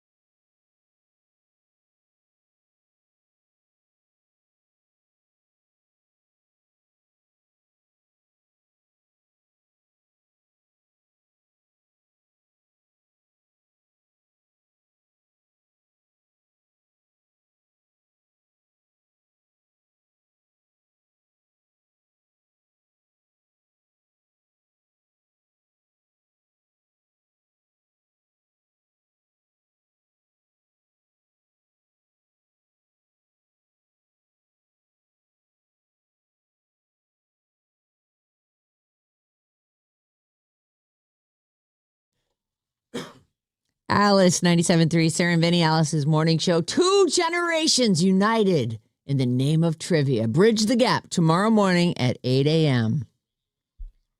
What's up, everyone? This Alice Report is brought to you by Bob's Movie Club. Oh, Bob's Movie Club. Everybody loves Bob. Everybody loves Bob's Movie Club. Movies are great. And at 6 a.m. this Thursday, join us for Bob's Movie Club. This week, we find out what movie Bob has picked for us as a club to watch. And then we reconvene the next Thursday at 6 a.m. for Bob's Movie Club to tell everyone what we thought. Bob, would you like to give us a hint as to what movie we'll be reviewing this coming Thursday? No. God, she's great. She really does know how to do this. Well done. Bob's Movie Club. We find out Thursday at 6 a.m. And not a moment before. Overcast conditions continue. We should see at least partial clearing today and a high of about 80. The primary elections are on for today. If you were planning to participate, find a place to, there's places all over your town, wherever you are. Get in on that. You can do it. NBA Finals begin tomorrow in San Antonio. Knicks at Spurs, 5:30 tip time. My first story this morning is a weird one. Okay. It's about Colonel Sanders. Now, The chicken guy. yeah, I actually... 11 herbs and spices. If you said to me, was there ever a real Colonel Sanders, I would be on the fence and would 50-50 guess it. No. I would guess yes. Okay. He's a real guy. Oh, he is a real guy. Yeah. In fact, today is National Rotisserie Chicken Day. And if you remember the good old days, you might have fond memories of rotisserie gold chicken that KFC used to have on the menu. Now, I don't know. I don't remember that, but I know that rotisserie chicken has become a big loss leader for Costco. I know, well, Whole Foods, what they charge for them? They They're can't be making losing money. any Yeah, money, they're right? making money on that. Anyway, But they like get you in the door. You get for $5.99, you get a chicken dinner. I like a rotisserie. Like, I'll pull the breast meat off and make a sandwich. Yeah. Like, that's there. I'm done. Yeah. That's my meal. I could be dinner or lunch. I'm fine with it. John's always like, I got a chicken to pick. Well, then you get the carcass and then you make some soup out of it. Yep. Nope. You can do that. Speaking of old school KFC, this anecdote is going viral again thanks to Fox News. Colonel Sanders was not a fan of KFC's gravy. I don't like it either. Sanders What? sold the chain. He was a real guy. Colonel Sanders started KFC. Yeah. He sold the chain to a group of investors in the 60s. Okay. So he cashed out. How much did he make? It doesn't say. That's too bad. He stayed on as the company's spokesman. Sure. You know, They got right. He's on every bucket. he wasn't shy about sharing his opinions on how they changed his recipes. Oh. In a 1978 interview, Sanders said, "My God, that gravy is horrible." I hate the gravy. I love Kentucky Fried Chicken. You'd love it? I love it. I think it's great. And my kids, they would eat the gravy and stuff. And I would dip potatoes in it, I guess.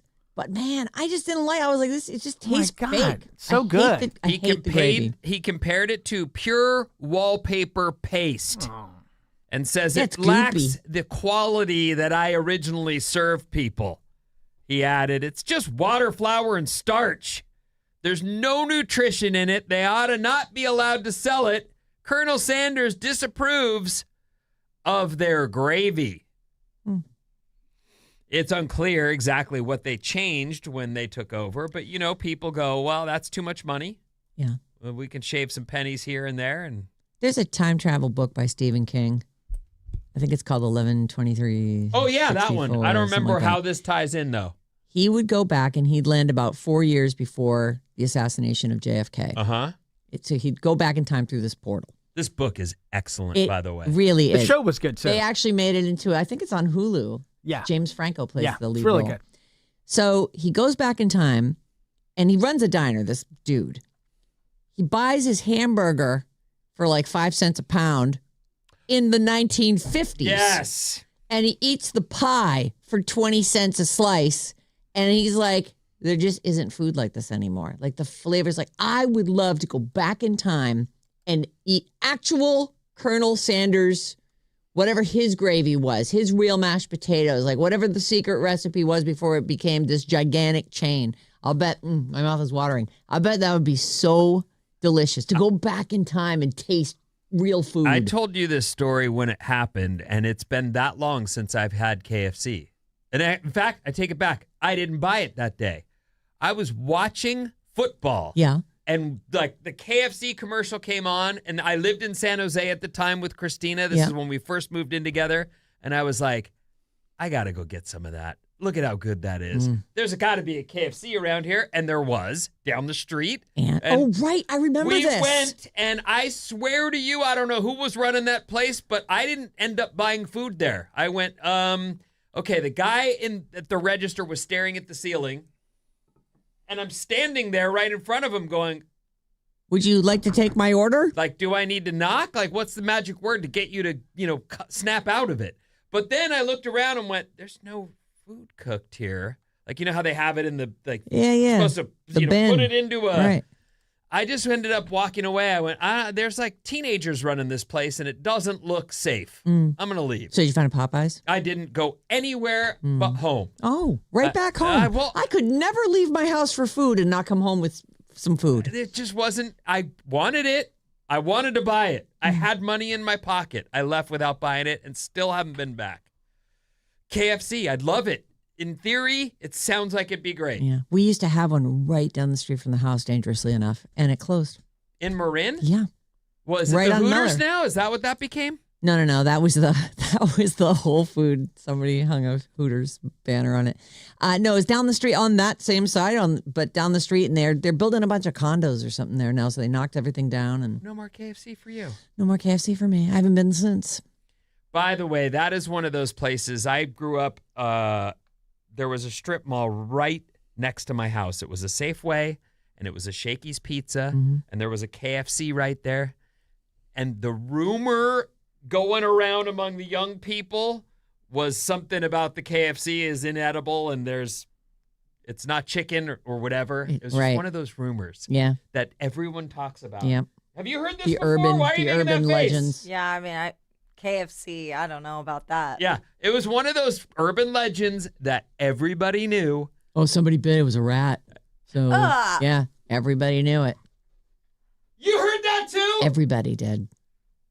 And I don't know that that's obviously, I don't know that, well, I can't say that it didn't happen, but I couldn't say that it did. I'm going I to just go on record and say it never happened. Right. Well, it's one of those rumors where I was like, you can't eat there. It's right near the house, but you can't. I'll have mashed potatoes and gravy. That's all I would get there because I Figured because of those the were rumor. safe, right? Eek. How about a fast I fact? love fast facts. We You should know just that. move on real Right, quick. I know. Fast I don't know if facts. they're a sponsor or not. But I I'm do sure. love it. I'll still eat it. I don't care. In 1966, Pepsi tried to compete with Yoo-Hoo by making its own chocolate drink called Devil Shake. It was a huge failure and only lasted about a year. What I would have said to Pepsi had I been in that board meeting is, Yoo-Hoo's disgusting. What do you want to do that for? I love you. No, you don't. When I was a kid, It's chocolate water. it's delicious. It's I would never eat it now. drink but it.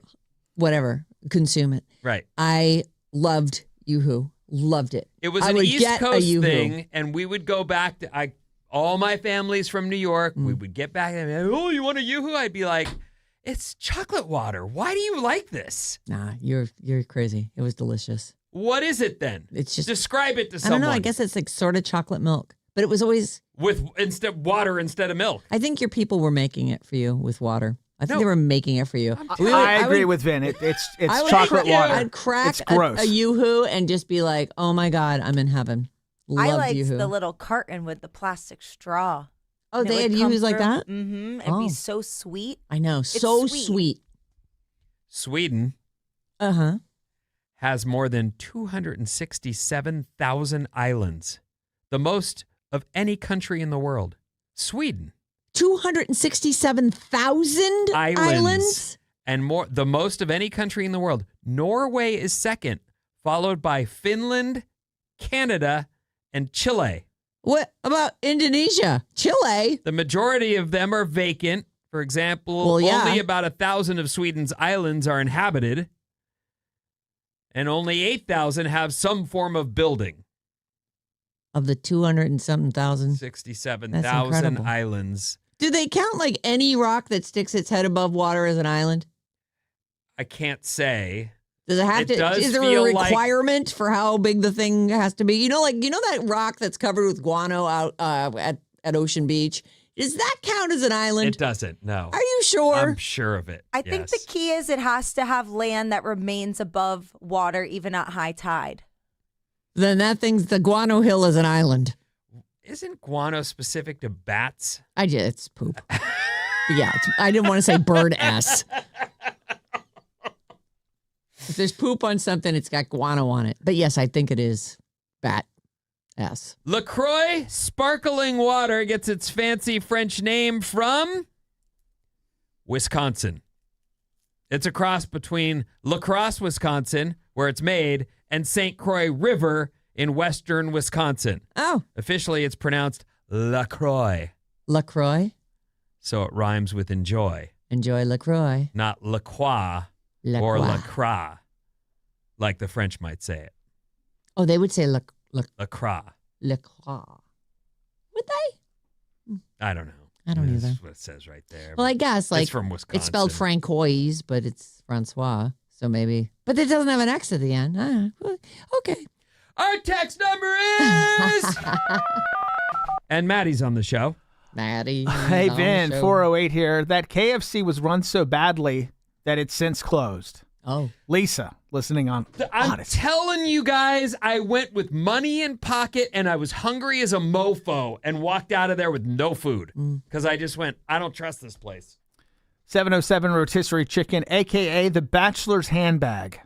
I like that. By the way, that movie with James Franco, it's on Netflix now. So if you wanted to watch it. I 6, honestly, 1, 4, or whatever it is. 11/23/66. 11/22/63. Thank you. Right. That is a great book. Like, I don't care about the movie. It's show fine. is- They the did a show is decent fine. job. They but did a the great job book with it. Is a read that you will never forget. It's delightful. I love it. And 707, ouch, Bob, you're harsh. Leave Maddie alone today. You're a big bully. Maddie, Signed don't Priscilla. make up text. I This think guy. it is from gotta- Priscilla. Here it is, right here. I'll show it to you. Okay. Yeah. Sure. Oh, And then he look. doesn't show it to her. Then the Well, I'll music show it starts. to it's here. Right. It's Run there. run over there and look at it It right might now. be from my housekeeper, though. Right. Priscilla. Yeah. Okay, so he totally made it up. Yeah. No, it's right here. No, Sure, it's whatever. not. Give me a Just look. like, oh my gosh, look, someone wants to hear about West Virginia baseball. That was a real text too. I will. Yeah, and you're going to Omaha. Okay. Everybody, yeah. Everybody is hanging up on me today. I better win. I want to win today. Well, you have 1 point coming in. Yes. What do you on want to that. play? How old is that guy, or when did that happen? When did that happen, please? All right. Point that he asked for, also, just for the record. Yeah. Can I, Sarah, Okay. Can I have a point? Hey, guess who dies in Euphoria? That's where you go? Well, You're going I to mean- spoil it for everybody? I could. I mean, come on. Sheesh. I wonder if he's going to say it. Okay. This first one. I feel like some people get it and some people don't get it. Like, I they don't get it. You might get it. If you were dating a 13-year-old and everybody found out about it, you might get it. But this guy didn't get it. What are you referencing? Jesus Christ. I'm going to just read you this. I want to know, when did this happen?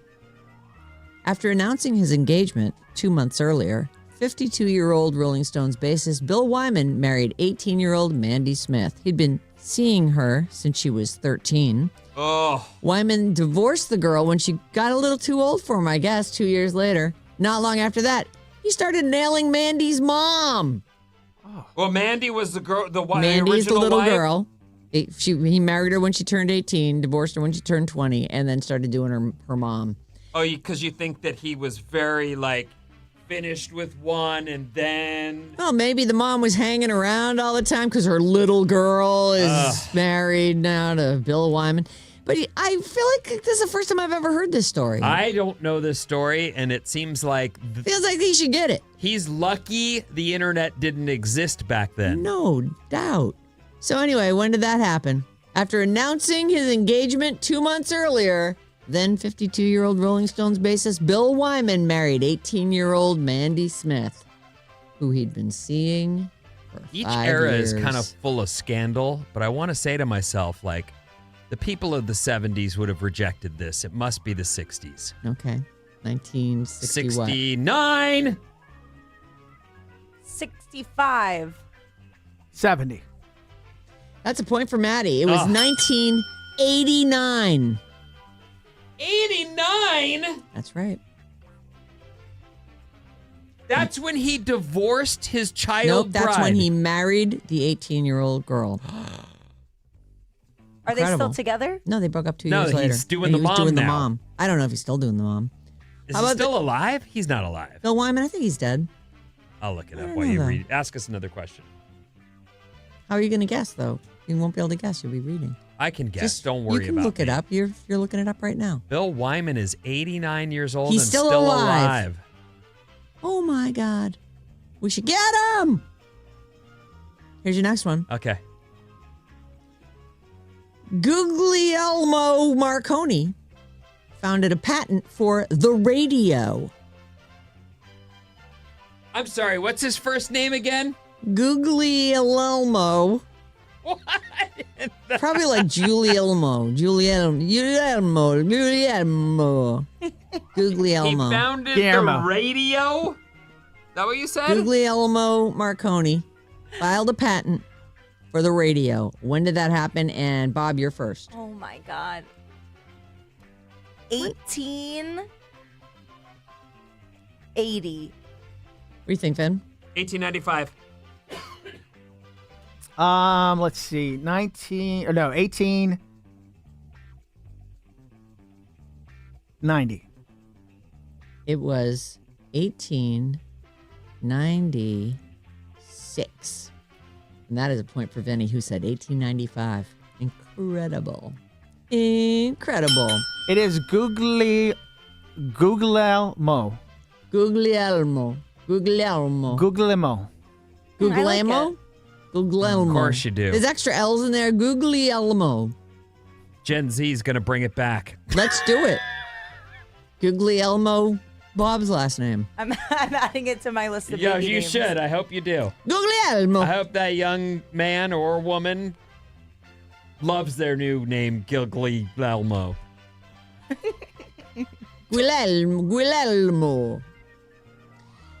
All right, because I think P.T. Barnum came up on the show today, right? Yes, Yes. you brought him up. I did? You did. What'd I say? No, didn't It was about Elon Musk. You referred to him as P.T. Barnum. It was Scott Budman. Oh. P.T. Barnum began the first circus tour of the U.S. When did that happen? And Vinny, you're first. 1915. 1915. 1890. 1890. 1900. 1900. That is a point for Maddie. It was 1835. 191 years ago. Boy, that guy was alive a lot earlier than I thought he was. Did you like the circus? I love the circus. You did? I did. Ah, man, I hated the circus. I loved it, and I see now why it's wrong. You don't have to call me PETA. But, yeah, I love I just the didn't think it circus. was that fun. Oh my God, the flying trapeze going on, the 3 rings, all things you don't even know where to look. There's so much fun stuff. Clown cars, come on. Ugh. Dumbo. Butch Cassidy and the Sundance Kid held up the Overland Express train in Wyoming. They got into such a heated argument with the conductor, they forgot about the explosives they planted and the bridge blew up. When did that happen? And Maddie, you're first. 1870. 1870. Wait, is this the movie? Or No, this is the actual Butch the actual Cassidy thing? and the Sundance Kid. They were holding up a train. What'd you say? I said 1870. 1870. 1860. 1860. What do you think, Ben?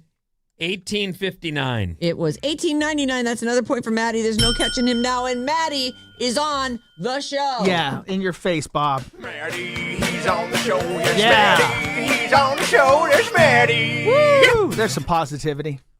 That was super positive. Goodbye. Keep it here on Alice all day. We have a chance to win single day tickets for Outside Lands. You get to pick which day you want to go, and you get to bring 3 friends with you, too. It's a 4-pack. 1205 and 505. Mason and Jane both have code words for you. And don't forget, Jane starts 97 minutes commercial free every day at 4 p.m. Tomorrow, 8 a.m., Bridge the Gap. Meet you back here for that. Thank you.